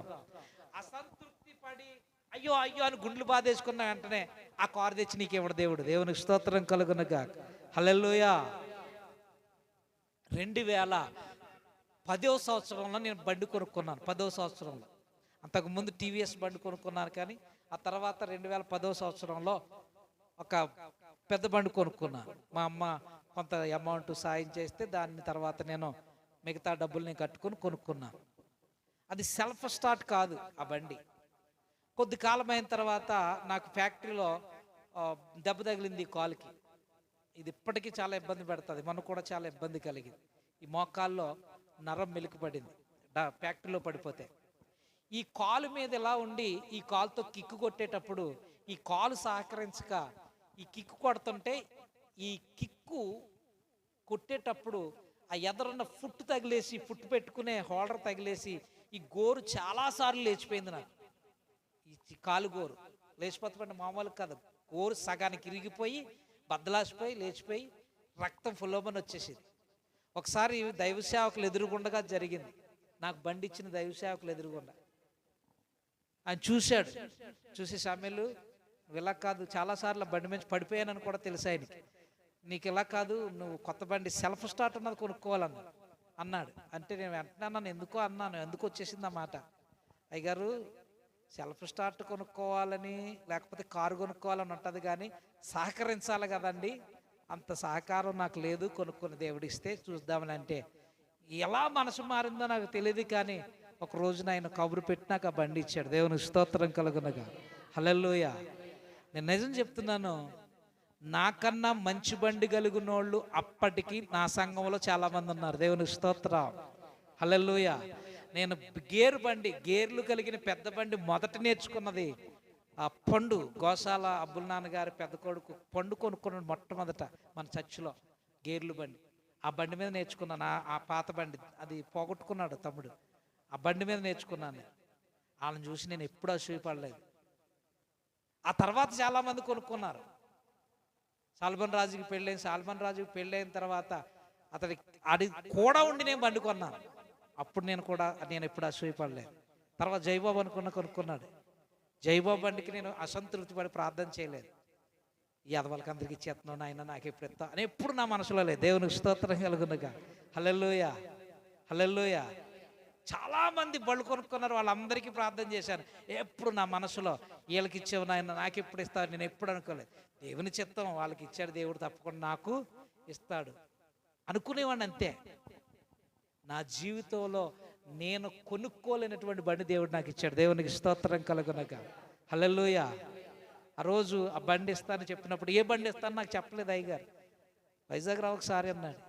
వైజాగ్ వెళుతుంటే ట్రైన్లో నాతో పాటుగా శ్రీను వచ్చాడు, స్వరలక్ష్మి గారి శ్రీను తీసుకుని వెళ్ళాను. నాకు లైసెన్స్ లేదు, అక్కడిని తీసుకొచ్చేటప్పుడు ఇబ్బంది పెడతారేమో అని పాస్టర్ గారు లైసెన్స్ ఉన్న అబ్బాయిని తీసుకుని రాజు సమయంలో తీసుకెళ్ళిపోద్ది కానీ అన్నాడు. ఏ బండో చెప్పలేదు. వెళ్తున్నప్పుడు ఆ తమ్ముడు అన్నాడు ఒక మాట, అన్నయ్య ఏ బండి ఇస్తారనుకుంటున్నా అన్న. నేనైతే ప్లాటినా ఇస్తారనుకున్నాను రా అనుకుంటున్నాను రా అన్న. అని అనమాట అన్నాడు. ప్లాటినా ఎందుకన్నయ్య, ప్లాటినా కొరకు అక్కడ దాకా ఎందుకు, ప్లాటినా మంచిది కాదు అన్నాడు. అది అంటే అదే ఇస్తారనుకుంటున్నాను రా, మరి అంతకన్నా ఎక్కువ బండి మనకేమి ఇస్తారు, అదే కొంచెం రేట్ తక్కువ, అదే తెస్తారనుకుంటున్నాను నేను, అది మంచిది కాదు అన్నాడు. అప్పుడు కూడా నేను అసంతృప్తి పడలేదు. దేవునికి స్తోత్రం కలుగునగా. హల్లెలూయా, హల్లెలూయా. అసలు భోజనమే లేదన్న వాడికి ఇంత పులిహార దొరికిందనుకోండి, చాలా సంతోషం. దేవునికి స్తోత్రం. అసలు నీడ లేకుండా కాళ్ళు కాలిపోతున్న వాడికి ఒక చిన్న మట్ట నీడ కాళ్ళు ఎట్టుకోవడానికి దొరికింది అనుకోండి, అది అదృష్టం కదా. దేవునికి స్తోత్రం. అదే గొప్ప భాగ్యం కదా. ఆ బండిలో, రైలు బండిలో నేను కూర్చుని, వాడు పడుకున్న తర్వాత నేను కూర్చుని ప్రార్థన చేసుకుని, నాయన తమ్ముడు ఎందుకన్నాడో, అన్నబాడిని బట్టి నాకు కోపం లేదు, కానీ ఏదిచ్చినా నీ కృపే. దేవునికి స్తోత్రం. హల్లెలూయా అని ప్రార్థన చేసుకుని వెళ్ళాం. అయ్యగారింటి దగ్గర దిగాం. నేను పట్టుకెళ్ళినవేవో అమ్మగారికి ఇచ్చాను. ఆ సమీల్ గారు వచ్చారా, బాగున్నారా అన్నారు. టీ ఇచ్చా, టీ తాగాం. వెంటనే ఆటో వచ్చింది. షోరూమ్కి పదండి అన్నారు. ఆటో ఎక్కువ, నాతో పాటు ఇంకా కొంతమంది పాస్టర్ గారులు ఉన్నారు. ఆటో ఎక్కాం. ఆటో ఎక్కి షోరూమ్ దగ్గరికి వెళ్ళాం. షోరూమ్ నాకంటే ముందుగా సీనే వెళ్ళాడు పాస్టర్ గారితో. నేను జాయిగా నడుస్తున్నాను. ఆటోలో బండిలో కూర్చోవడం వల్ల ఇది నాకు కొంచెం ఇబ్బంది పెట్టి నడవలేకపోతున్నాను. స్లోగా వెళ్తున్నాను. నా బ్యాగ్ కట్టుకుని వాడు నడుచుకుంటూ వెళ్ళిపోయాడు. అక్కడ 15 బళ్ళు వరుసగా పెట్టున్నాయి. 15 బళ్ళు వరుసగా పెట్టున్నాయి. పాస్టర్లు అందరూ వెళ్ళి అద్దాల మీద చీటీ, ఎవరి బండికి పేరు, బండి మీద వాళ్ళ పేరు చీటీ రాసి పెట్టేశారు. చీటీ రాసి పెట్టేస్తే వాళ్ళందరూ ఈ బండి మీదండి, ఈ బండి మీదండి అంటే, వీడు అన్ని బళ్ళు ఎతికేసి నా పేరున్న బండి దగ్గరికి వచ్చి, అన్నయ్య అని మళ్ళీ నా దగ్గరికి పరిగెడుకు వచ్చాడు. ఎరా అన్నాను. అన్నయ్య పలసరు ఇచ్చారా అన్నయ్య అన్నారు. దేవునికి స్తోత్రం. ఎరా పలసరు అంటే ఏంటి అన్నాను. ప్లాటినా అనుకున్నాను అన్నయ్య, పలసర్ అంటే చాలా మంచిది అన్నయ్య అన్నాడు. దేవునికి స్తోత్రం. నా బండి మొట్టమొదటి చూసి ఫోటో తీసి పాస్టర్ గారు పెట్టేశారు. అప్పుడే అన్నాడు. అరే అప్పుడు ఎందుకు పెట్టావరా, అది నిజమో కాదా? లేదన్నయ్య, అన్ని పేరు రాసి పెట్టేశారు అద్దానికి. నా బండి మొట్టమొదటి చూసినాడు ఆడే. దేవునికి స్తోత్రం. అప్పుడు నేను మనకి ప్రార్థన చేశానో తెలుసా, ప్రభా నీ కృప. దేవునికి స్తోత్రం కలుగునగా. పాస్టర్ గారు చెప్పాడో లేదు, పెట్టాడో లేదు తెలియదు, తీసాడు ఫోటో. ఒరి పెట్టకరా, ఆ వదినికి కూడా సర్ప్రైజ్గా చూపిద్దాం అని ఇంటికి వచ్చి చూపిస్తే, పాస్టర్ మా బావమరిది కూడా అన్నాడు, అంత బండి పల్సర్ బండి ఎక్కడ ఇస్తారన్నయ్య ఆ బావా అన్నాడు. వీళ్ళందరికీ ఆశ్చర్యం, నాకు కూడా ఆశ్చర్యమే. దేవునికి స్తోత్రం కలుగునగా. నా జీవితంలో నేను కొనుక్కుంటాను అనుకోలేదా బండి. దేవునికి స్తోత్రం కలుగునగా. సంతృప్తి మనకు అన్నిటినీ సిద్ధం చేస్తుంది. దేవునికి స్తోత్రం. నువ్వు భక్తిపడు అయితే, నువ్వు గుడిసెలో ఉన్నావా, సంతృప్తిగా ఉండు. రేకుల షెడ్లో ఉన్నావా, సంతృప్తిగా ఉండు. అద్దింట్లో ఉన్నావా, సంతృప్తిగా ఉండు. చిన్న పాకలో ఉన్నావా, సంతృప్తిగా ఉండు, దేవుని స్తుతించు. డూప్లెక్స్ బిల్డింగ్లు ఉన్నావా, దేవుని సంతృప్తిగా ఉండు, దేవుని స్తుతించు. దేవుని స్తోత్రం. సైకిల్ మీద వెళ్తున్నావా, దేవుని స్తుతించు, సంతృప్తిగా ఉండు. బండి మీద వెళ్తున్నావా, సంతృప్తిగా ఉండు, స్తుతించు. అద్దె బండి మీద వెళ్తున్నావా, పాత బండి మీద వెళ్తున్నావా, దేవుని స్తుతించు. కొత్త బండి మీద వెళ్తున్నావా, దేవుని స్తుతించు. సంతుష్టి సహితంగా నీ భక్తిని కొనసాగించు. దేవునికి స్తోత్రం. తిమోతికి రాసినటువంటి మొదటి పత్రిక 6వ అధ్యాయం 6వ వచనం. తిమోతికి రాసిన మొదటి పత్రిక అపోస్తలుడైన పౌలు, సంతృప్తి కలిగిన అపోస్తలుడైన పౌలు తిమోతి అనే యవనస్తు దైవ సేవకుడికి ఒక హితవు, ఒక హెచ్చరిక ఇస్తున్నాడు. బాబు నువ్వు భక్తి కలిగి ఉండటం కాదురా బాబు, సంతుష్టి సహితమైన భక్తి కలిగి ఉండు. దేవునికి స్తోత్రం. భక్తి కలిగి ఉండటం కాదు. ఈనాడు చాలా మంది దైవ సేవకులకే సంతృప్తి లేదు. నేను విశ్వాసుల గురించి మాట్లాడటం లేదు, దైవ సేవకులకే సంతృప్తి లేదు. తమది గాని ప్రదేశాలకు పాకి, తమది గాని సరిహద్దుల్లోకి వెళ్ళి, తమది గాని సరిహద్దుల్లో సంఘాలు స్థాపించి, మేము కట్టాం 10 మందితో, మేము కట్టాం 4గురితో, మేము కట్టాం 6గురితో అని సంఘాలు పెంచుకుంటూ సంతృప్తి లేని సేవలు చేస్తున్నారు. దేవునికి స్తోత్రం కలుగునగా. హల్లెలూయా. ప్రతి ఊరికి సంఘమే, ప్రతి ఊరికి అతని సంఘమే, ప్రతి ఊరికి అతని మందిరమే. ఏ ఊరిలోనూ ఏ విశ్వాసికి సరైన సహవాసం ఉండదు, ఏ విశ్వాసికి సరైన బోధ చేయలేడు. ఇక్కడో కరగంట, ఇక్కడో కరగంట, ఇక్కడ కప్పగంతులు వేసుకుంటూ తిరుగుతూ ఉంటాడు. ఒక 3-4 కిలోమీటర్ల దూరంలో ఉన్నటువంటి ఊరికో సంఘం పెట్టేకు, వాళ్ళందరినీ ఒక చోట క్రోడీకరించాలి. దేవునికి స్తోత్రం. వాళ్ళందరినీ ఒక చోటకు సమీకరించాలి. అంతే తప్ప ఇక్కడొక గొంతు, అక్కడొక గొంతు, అక్కడ ఆదివారం ఎవరితోనూ సంతృప్తిగా మాట్లాడవు. ఏ విశ్వాసిని సంతృప్తిగా పలకరించలేవు. ఏ విశ్వాసి కొరకు నువ్వు సంతృప్తిగా ప్రార్థన చేయలేవు. వాళ్ళందరినీ సమీకరించి ఒక చోటకి 3 కిలోమీటర్ల సరౌండింగ్లో పెద్ద దూరమేం కాదు. 3 కిలోమీటర్ల సరౌండింగ్లో ఉన్నది పెద్ద దూరమేం కాదు. వాళ్ళందరినీ ఒక చోట సమీకరించి మీరందరూ ఇక్కడికి రావాలి, నా వాక్యం ఇష్టమైతే, నా సహవాసం ఇష్టమైతే మీరందరూ ఇక్కడికి రండి, ఇక్కడ ప్రార్థన చేసుకుందాం. అక్కడ సంఘం ఉంది, అక్కడ దైవ సేవకులు ఉన్నారు, నేను వచ్చి అక్కడ ప్రార్థన, నేను వచ్చి అక్కడ మందిరం, నేను వచ్చి సహవాసం ఎందుకు పెట్టాలి అని వాళ్ళు సమీకరించలేకపోతే నీకు సంతృప్తి లేదు. దేవునికి స్తోత్రం కలుగునగా. హల్లెలూయా. సంతృప్తి లేని జీవితం, సంతుష్టి లేని సేవలు, సంతుష్టి సహితం కాని పనులు దేవుడు ఇష్టపడ్డ. దేవునికి స్తోత్రం కలుగునగా. సంతుష్టి సహితమైన భక్తి, నీ భక్తి కలిగి ఉండడం కాదు, నీ భక్తిలో సంతృప్తి అనే ఉండాలి. సంతృప్తి అనేది నీ కృప నాకు చాలు అనగలగాలి. దేవునికి స్తోత్రం కలుగునగా. ఒక రోజున అపోస్తులను పౌలన్నాడు, అయ్యా నా ఒంట్లో ఒక సమస్య ఉంది, ఒక ముళ్ళు ఉంది, నీ చిత్తమైతే దాన్ని తీసేయని ప్రార్థన చేస్తున్నాడు. దేవుడు అన్నాడు, తీను, ఆ ముళ్ళు నువ్వు భరించాలి, నా కృప నీకు చాలు అంటే అపోస్తులైన పౌలు అన్నాడు, ఓకే నీ కృప నాకు చాలు, సంతుష్టి పడ్డాడు. దేవునికి స్తోత్రం కలుగునగా. హల్లెలూయా. అబ్రహాంతో దేవుడు చెప్పాడు, నేను ఇస్తాను బిడ్డనే, ఇచ్చేంత వరకు నువ్వు సంతుష్టిగా ఉండు ఉన్నాడు. యోబు గారితో దేవుడు అన్నాడు, నేను ఆశీర్వదిస్తాను, సంతుష్టిగా ఉండంటే. బిల్డింగులు ఉన్నప్పుడు ఎంత సంతుష్టిగా ఉన్నాడు, ఎంత సంతృప్తిగా ఉన్నాడు, బూడిదలో కూర్చున్నప్పుడు అంతే సంతృప్తి. ప్రతిసారి మనం దేవుడు ఆశీర్వాదాలతోనే నడిపించడు, ఒక్కొక్క సమయంలో ఆపదలు కూడా మన మీదకి వస్తాయి. ప్రతిసారి అన్ని కలిగి ఉన్న వారిగా నడిపించడం, ఒక్కొక్కసారి ఏమీ లేని వారిగా నడిపిస్తాడు. ఏ స్థితిలో ఉన్నా సంతృప్తి కలిగి ఉండాలి. దేవునికి స్తోత్రం. హల్లెలూయా, హల్లెలూయా, హల్లెలూయా. నేను మామగారు చర్చిలో కొన్ని సంవత్సరాలు పనిచేశాను. ఇంచుమించు 8 సంవత్సరాలు, 7 సంవత్సరాలు పనిచేశాను. 7 సంవత్సరాల్లో నా జీవితంలో ఎప్పుడు నేను కరువులో లేను. 7 సంవత్సరాలు సమృద్ధిగా నాకు వస్త్రాలు ఉన్నాయి. జనవరి వచ్చిందంటే 30వ తారీఖున ఒక డ్రెస్సు, 31వ తారీఖున ఒక డ్రెస్సు, 31వ తారీఖు పగలొక డ్రెస్సు, నైట్ ఒక డ్రెస్సు, 1వ తారీఖుని పగలొక డ్రెస్సు, నైట్ ఒక డ్రెస్సు. సంతృప్తి కలిగి, జేబులో డబ్బులు, సంతృప్తి కలిగి, ఏ రోజు నేను కరువు అనుభవించలేదు. 2008వ సంవత్సరం ఇక్కడికి వచ్చాం. మా పాప 3వ పాప, 6 నెలల పాప. 5వ నెలలు తీసుకొచ్చాం, 6 నెలలు వచ్చినాయి పాపకి. 6 నెలల పాపతో వచ్చాం. జనవరి నెలలో, జూలై నెలలో పుట్టింది. 6వ నెలలో తీసుకొచ్చాం ఇక్కడ, జనవరి నెలలో వచ్చాం. వచ్చిన తర్వాత మా జీవితంలో కరువు ప్రారంభమైంది.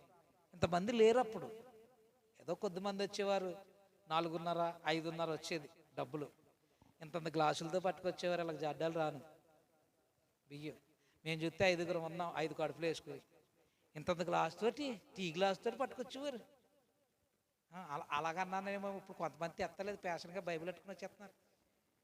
మరి బైబిల్ పెట్టుకుని వచ్చేస్తే మేము ఎలా పోసాం పడం, డబ్బాలు పట్టు రావాలి కదా. పోనీ మీరు డబ్బాలు పట్టు రావడానికి మీకు సిగ్గుగా ఉంటే ఓ రోజు నన్ను వచ్చేవాడి, ఆదివారం నాడు ముందు శనివారం నాడు వచ్చేస్తాను, సంక్రాంతి సంచి చేసుకుని నేను మోసి తెచ్చేసుకుంటాను, పోసేయండి. అంతేగాని బైబిల్ పెట్టుకుని వస్తే నేను బైబిల్ పెట్టుకుని వచ్చి మీరు బైబిల్ పెట్టుకుని వచ్చి మరి నన్ను ఎవడు పోసేస్తాడు. 5గురం ఉన్నామా ఇంట్లో, ఒక్కొక్కరు షేర్ బియ్యం తినేస్తామా? ఇంతంత గ్లాసులో పట్టుకొచ్చేవారామా? విచిత్రం. ఇంతంత గ్లాసు తోటి, టీ గ్లాసులతో పట్టుకొచ్చేవారు. గ్లాసులే అవి పూర్తిగా ఉండే కదా, తలగొట్టేసి పట్టుకొచ్చేవారు. 4:30 వచ్చింది. ఏం తింటాం ఏమిటో ఆలోచించాను ప్రియులారా. దేవునికి స్తోత్రం కలుగునగా. హల్లెలూయా. ఒక రోజున మీకు అబద్ధం, మాకు నిజం. ఒక రోజున ఇంటిలో ఏమీ లేదు. అప్పుడు మమ్మల్ని పోషించింది మా అమ్మ, మా అక్క, అంటే పాస్టర్ గారు వాళ్ళ అమ్మగారు మమ్మల్ని పోషిస్తారు. ఏమీ లేదు, ఎక్కడికి వెళ్ళేవాడిని కాదు. ఎక్కడికి వెళ్ళడానికి నాకు కొత్త విశ్వాసులు ఎవరు లేరు. నా వాక్యం విని వచ్చేవాళ్ళు ఎంతోమంది అప్పుడు లేరు. ఎవరింటికి వెళ్ళామన్నా అందరూ వాళ్ళ విశ్వాసులు ఉన్నారు. మా దగ్గర నుంచి విడిపోయి మళ్ళీ ఆ విశ్వాసుల దగ్గరికి వెళ్తున్నాడని వాళ్ళని నన్ను కూడా తిడతారు.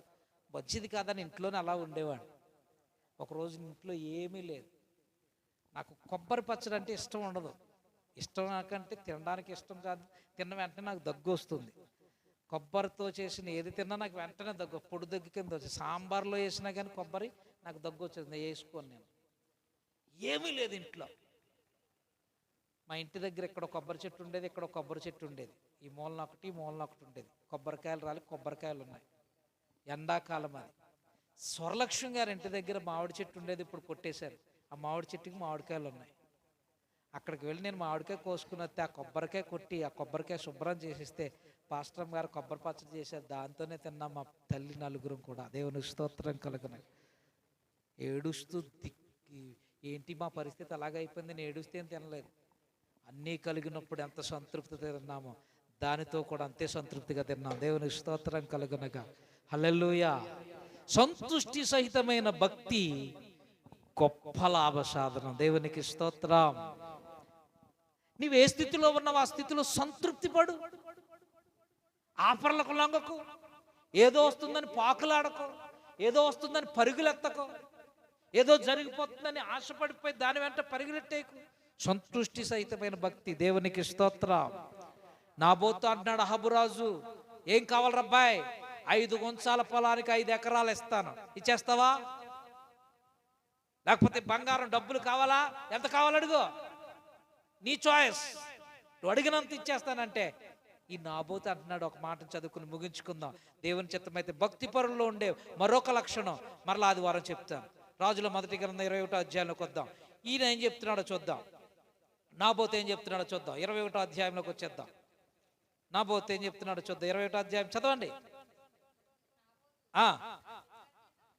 అందుకు నాబోతు అంటున్నాడు, అయ్యా ఇది నా పిత్రార్జితం, అంటే నా ముత్తాత నా తాతకి ఇచ్చాడు, నా తాత నా తండ్రికి ఇచ్చాడు, నా తండ్రి నాకిచ్చాడు. ఇది అమ్మడానికి కాదయ్యా, మేము అనుభవించడానికే. నువ్వు ఎంత ఇచ్చినా ఏమిచ్చినా ఇది నీకు ఇవ్వడం నాకు వల్ల పడదు అన్నాడు. వల్ల పడదనే మాట ఎందుకు రాశాడు? ఇవ్వడానికి కుదరదనొచ్చు కదా. వల్ల పడదనే మాటలో గొప్ప అర్థం ఉంది. వల్ల పడదంటే నాకు ఇష్టం లేదని అర్థం. దేవునికి స్తోత్రం. హల్లెలూయా, హల్లెలూయా. నాకు ఇష్టం లేదయ్యా అంటే ఇవ్వడం ఇష్టం లేకపోవడం కాదు, అసలు నువ్వు పెట్టిన ఆఫరే నాకు ఇష్టం లేదన్నాడు. దేవునికి స్తోత్రం కలుగునగా. హల్లెలూయా. నువ్వు పెట్టిన ఆఫరే నాకు ఇష్టం లేదు. ఎందుకు నీ ఆఫర్ నాకు ఇష్టం లేదన్నాడు తెలుసా? అతను భక్తిపరుడు. దేవునికి స్తోత్రం. స్పిరిచువల్ మ్యాన్, ఆత్మీయుడైన భక్తిపరుడు. దేవునికి స్తోత్రం కలుగునగా. జాగ్రత్త ప్రియులారా, నీ భక్తిని బైబిల్ పట్టుకోవడంలోనే, నీ భక్తిని బట్టల్లోనో, నీ భక్తిని ప్రార్థనలోనూ కాదు కనుపరచడం. ఇలాంటి ఆఫర్ ఎవరైనా నీ దగ్గరికి తీసుకొస్తే, ఇలాంటి ఆఫర్ అపవాది నీ దగ్గరికి తీసుకొస్తే, యవనస్తుడా యవ్వన స్త్రీ ఎవరైనా ఇలాంటి ఆఫర్ నీ దగ్గర తీసుకొస్తే అది నాకు ఇష్టం లేదని చెప్పగలిగినోడే అసలైన భక్తిపడు. దేవునికి స్తోత్రం కలుగునగా. హల్లెలూయా. ఆఫర్లకు లొంగిపోయి లోఫర్ అయిపోకో, పాపిగా మిగిలిపోకో. దేవునికి స్తోత్రం కలుగునగా. చెప్పగలగాలి, ఓ స్త్రీ నువ్వు పెట్టిన ఆఫర్ నీకు మంచిదిగా కనపడొచ్చేమో కానీ నీకు ఆ ఆఫర్కి లొంగిపోవడానికి నాకు ఇష్టం లేదని చెప్పగలిగిన యవనస్తుడే భక్తిపడు. దేవునికి స్తోత్రం. హల్లెలూయా, హల్లెలూయా. ఓ పురుషుడా, నువ్వు నా యొక్క అందాన్ని పొగిడి నువ్వు నాకేదో ఆఫర్ ఇస్తున్నావు కానీ నీ ఆఫర్ నీవు నాకు ఇష్టం లేదు. నాకంటూ ఒక పురుషుడు ఉన్నాడు, నాకంటూ నన్ను నమ్మి నా మెడలో తాళి కట్టి తన ఇంటి పేరు నాకు ఇచ్చి తన కష్టార్జిత నా చేతుల్లో పెట్టి నన్ను నమ్మి తన ఇంటినంతటి నాకు అప్పగించి తన గౌరవ మర్యాదలకు ఏమాత్రము నేను మచ్చతేనని నమ్మినటువంటి పురుషుడు నాకు ఒకడు ఉన్నాడు. కనుక నీతో నీ ఆఫర్తో నాకు పని లేదని చెప్పగలిగిన స్త్రీ ఎవరుంటుందో ఆ స్త్రీ భక్తి పరురాలు. దేవునికి స్తోత్రం కలుగునగా. హల్లెలూయా. యోసేపుకు ఒక ఆఫర్ ఇచ్చింది పోతీఫరు భార్య. పోతీఫర్ ఇంట్లో యోసేపు అప్పటికి పనోడు.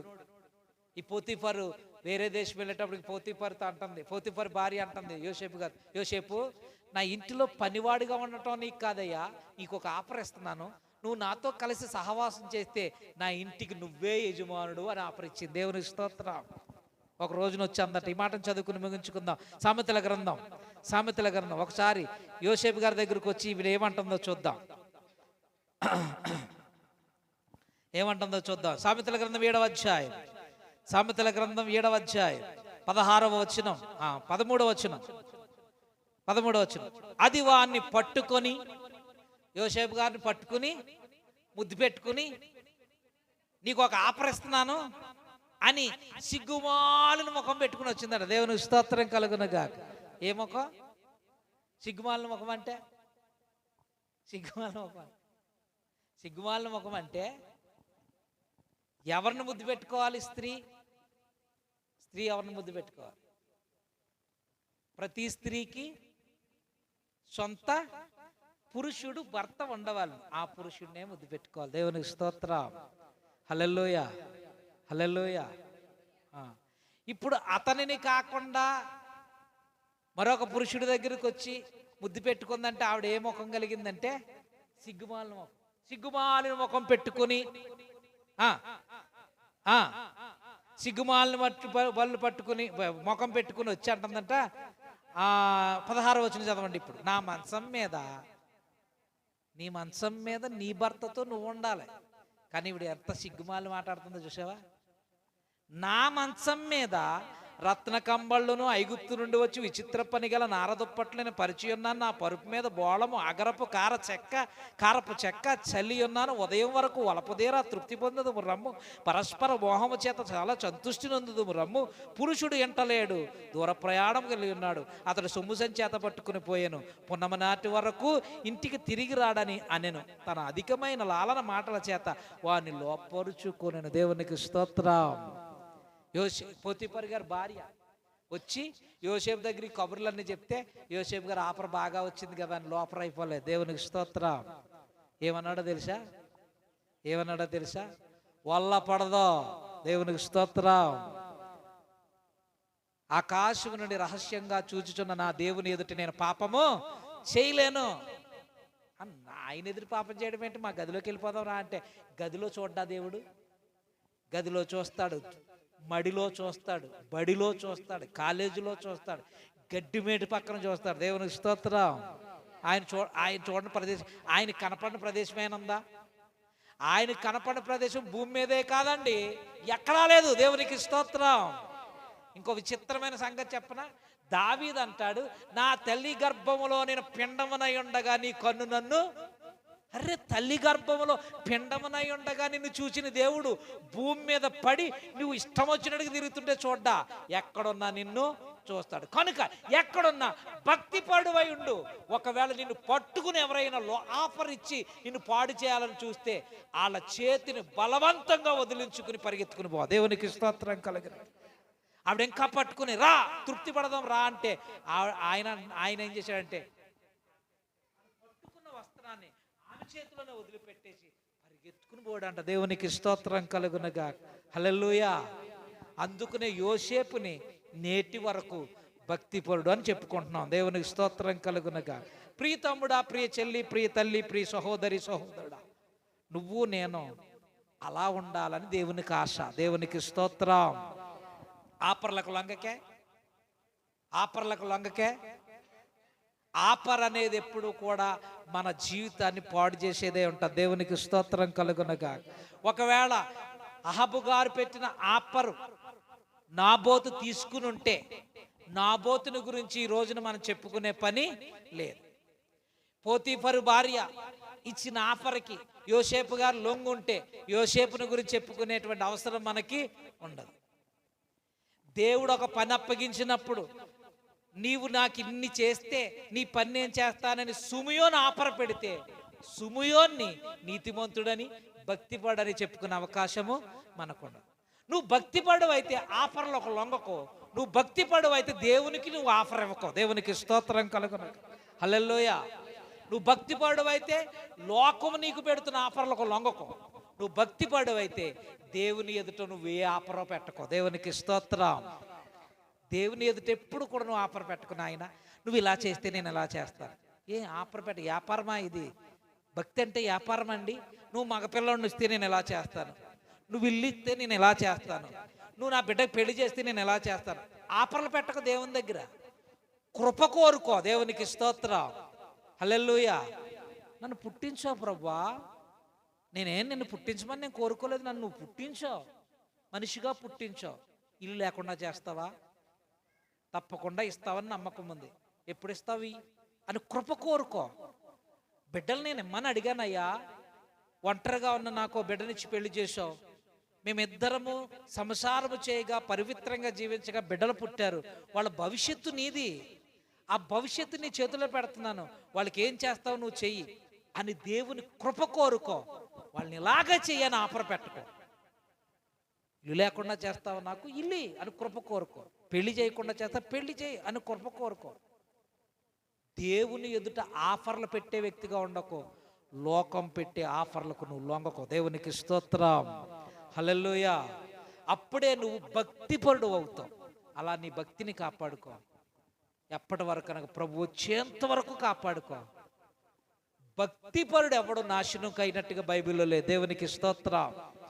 అబ్రహామును గురించి దావీదు భక్తుడు ఒక కీర్తనలో సాక్ష్యం చెప్తున్నాడు. అబ్రహాము చిన్ననాటి నుండి ముసలాడు అయ్యేంత వరకు అతని జీవిత కాలాన్ని నేను చూస్తే, అతని జీవితంలో నేను చూస్తే తెలుసుకున్నది ఏంటనగా, అతడు విడిచిపెట్టబడుట గాని, దేవుడు అతన్ని విడిచిపెట్టడం గాని, అతని పిల్లలు భిక్షమెత్తుకోవడం గాని చూచి ఉండలేదు. దేవునికి స్తోత్రం. ఏంటి అబ్రహాము భిక్షమెత్తుకోకుండా, పిల్లలు పాడేయకుండా, అబ్రహాం జీవితంలో నష్టం కలగకుండా దేవుడు ఎందుకు చూశాడంటే, అబ్రహాం భక్తిపరుడు. దేవునికి స్తోత్రం కలుగునగా. హల్లెలూయా, హల్లెలూయా. అతడు ఏ ఆఫర్కి లొంగలేదు. దేవుని ఎదుట ఏ ఆఫర్ పెట్టలేదు. బిడ్డనిస్తాను అనగానే, ఎప్పుడు ఇస్తావయ్యా, నాకు డేట్ చెప్పు, ఓ రోజు చెప్పు, ఓ ముహూర్తం చెప్పు అని ఆఫర్ పెట్టలేదు. ఇస్తావా నాయనా? తప్పకుండా ఇచ్చినప్పుడు తీసుకుంటాను అన్నాడు. మళ్ళా ఒక రోజు వచ్చి, ఆ బిడ్డనే నాకు దహన బలిగా అర్పించే అన్నాడు. ఆ బిడ్డను అర్పించేస్తాను, మళ్ళా బిడ్డని ఇస్తావా అని అడిగాడా? ఆఫర్ పెట్టలేదు. దేవునికి స్తోత్రం. ఆ బిడ్డని ఇచ్చేస్తానయ్యా, దహన బలిగా అర్పించేస్తాను, మళ్ళా బిడ్డని ఇస్తావా? మరి ఉన్న ఇస్మాయిల్నేమో పంపించేమన్నావా, ఉన్న ఇసాకునేమో దహన బలిగా అర్పించేమంటున్నావా? మాకు పిల్లల్ని ఎందుకు ఇచ్చావు? నువ్వు తీసేసుకోవడానికేనా? మళ్ళీ పిల్లోడిని ఇస్తానంటేనే ఈ పిల్లోని తీసుకొచ్చి నీకు దహన బలిగా అర్పిస్తానని ఆఫర్ ఇవ్వలేదు. దేవునికి స్తోత్రం. ఇచ్చావు నాయన, ఇచ్చేయమంటున్నావు నాయన, తెచ్చేస్తున్నావు నాయన అని ఆ మోరియా కొండ మీద తీసుకెళ్ళిపోయాడు. దేవునికి ఇచ్చేయడానికి సిద్ధపడిపోయాడు. కత్తెత్తేసాడు నరికేయడానికి. దేవుడు ఓ కంగారు పడిపోయి పరిగెత్తుకున్న దూతను అన్నాడు, ఏయ్ ముందు పరిగెత్తుకుని వెళ్ళు, అబ్రహాం దగ్గర వాడు నరికేలాగా ఉన్నాడు. అది చెప్పిన మాట కట్టుబడిపోయాడు. వాడు అంత భక్తి పడనుకోలేదు. నేను పరిగెత్తుకుని వెళ్ళంటే ఆ దేవదూత కంగారు పడుకుంటూ గడపలు గుద్దుకుంటూ వచ్చేసింది. గడపలు గుద్దుకుంటూ కంగారు పడిపోతూ పరిగెట్టుకు వచ్చేసి, అబ్రామా అబ్రామా అబ్రామా అంటాను. ఏడు చెప్పన్నాడు అబ్రాం కత్తిలా పట్టుకుని. ఈ కార్యమును బట్టి నువ్వు దేవునికి భయపడే భక్తి పడవని నాకు అర్థమైపోయింది. దేవుడు ఏదడిగితే నువ్వు అది చేసేస్తావని నాకు తెలిసింది. నువ్వు ఆఫర్లు పెట్టే వ్యక్తివి కాదని నాకు తెలిసింది. కనుక నీ బిడ్డని బలి అర్పించొద్దు, చంపొద్దని. ఎత్తిని కత్తి దించకూడదు కదా బలి అర్పించడానికి, మరి ఎట్లా? రక్తం చిందించబడాలి కదా అన్నాడు. ఇదిగో నువ్వు ఇలా చేస్తావని తెలిసే దేవుడు ముందుగానే గొర్రె పొట్టేలను సిద్ధపరిచాడు. ప్రియులారా, భక్తి పరులకు ఏ నష్టాన్ని దేవుడు తీసుకురాడు. మన భక్తిలో కొరత ఏర్పడితే ఖచ్చితంగా నష్టం వస్తుంది. కనుక నీ భక్తిని కాపాడుకో. ఎలా కాపాడుకోవాలో తెలుసా? ఒక దూడకు మెడలో గుదికర్ర కడితే ఆ గుదికర్ర తన కాళ్ళకు అడ్డం పడకుండా ఎంత జాగ్రత్తగా, జాయిగా, ఎంత ఆచితూచి నడుస్తుందో లోకంలో అంత జాగ్రత్తగా నడు. దేవునికి స్తోత్రం. భక్తి ఎప్పుడు నీకు గుదికర్రగా ఉండాలి, ముసుగుగా ఉండకూడదు. గుదికర్ర కలిగినటువంటి దూడ, గుదికర్ర కలిగినటువంటి జంతువు తన కాళ్ళకు అటు ఇటు తగులుతుంటుంది ఇష్టం వచ్చినట్టు నడుస్తే. అప్పుడు ఏం చేస్తుందో తెలుసా? చాలా జాగ్రత్తగా కాళ్ళు దూరం పెట్టి నడుస్తుంది, జాయిగా నడుస్తుంది. పరిగెట్టే వాటితో పరిగెట్టదు, వెళ్ళకూడని ప్రదేశాలకు వెళ్ళదు, వెళ్ళకూడని ప్రదేశాలకు వెళ్తుంది. వెనకాల రైతు వచ్చి పళ్ళు మనం కొడతాడు, కంగారు పడ దెబ్బ తప్పించుకుందామని కంగారు పడి నడితే ఈ కర్ర టపా టపా తగిలేస్తుంది. ఈ దెబ్బ కంటే ఆ దెబ్బలు ఎక్కువైపోతాయి. అందుకని జాగ్రత్తగా నడుస్తుంది, అనవసరమైన చోట్లకి వెళ్దాం. దేవునికి స్తోత్రం. భక్తి అలా ఉపయోగపడాలి మనకి. దేవునికి స్తోత్రం. ఏ భక్తి గొడవైనా నాకు అనవసరం, కానీ ఈ భక్తి మాత్రం అలాగే ఉండాలి. అంబికా దర్బార్ భక్తిలా ఉండకూడదు. దేవునికి స్తోత్రం. హల్లెలూయా. ఈ భక్తి మాత్రం గుదికర్రే, అగరబత్తి కాదు. దేవునికి భక్తునికి అనుసంధానమైనది అంబికా దర్బారు భక్తి. దోమలు కూడా బావు. అంబికా దర్బార్ భక్తి కదమ్మా. భక్తి అంటే గుదికర్ర. దేవునికి స్తోత్రం. భక్తి ఎప్పుడు నీకు అలంకరణ కాదు, నీ కాళ్ళను సరిచేసి నీ నడకను బాగు చేసింది. అటువంటి భక్తిని నేను కలిగి ఉన్నాను కనుక చెప్తున్నాను. అదే భక్తిని మరి కలిగి ఉండండి. ప్రభు రాకడ వరకు దేవుడు మిమ్మల్ని కాచి కాపాడును గాక. ఆమేన్. ప్రార్థన చేసుకుందాం. తీసిన ప్రార్థన చేసుకుందాం. అందరం లేచి నిలబడదాం. అందరం లేచి నిలబడదాం. ప్రార్థన చేసుకుందాం. ఆశీర్వాద ప్రార్థనతో సెలవు తీసుకుందాం. హల్లెలూయా. హల్లెలూయా. గ్లోరీ స్తోత్రం స్తోత్రం స్తోత్రం.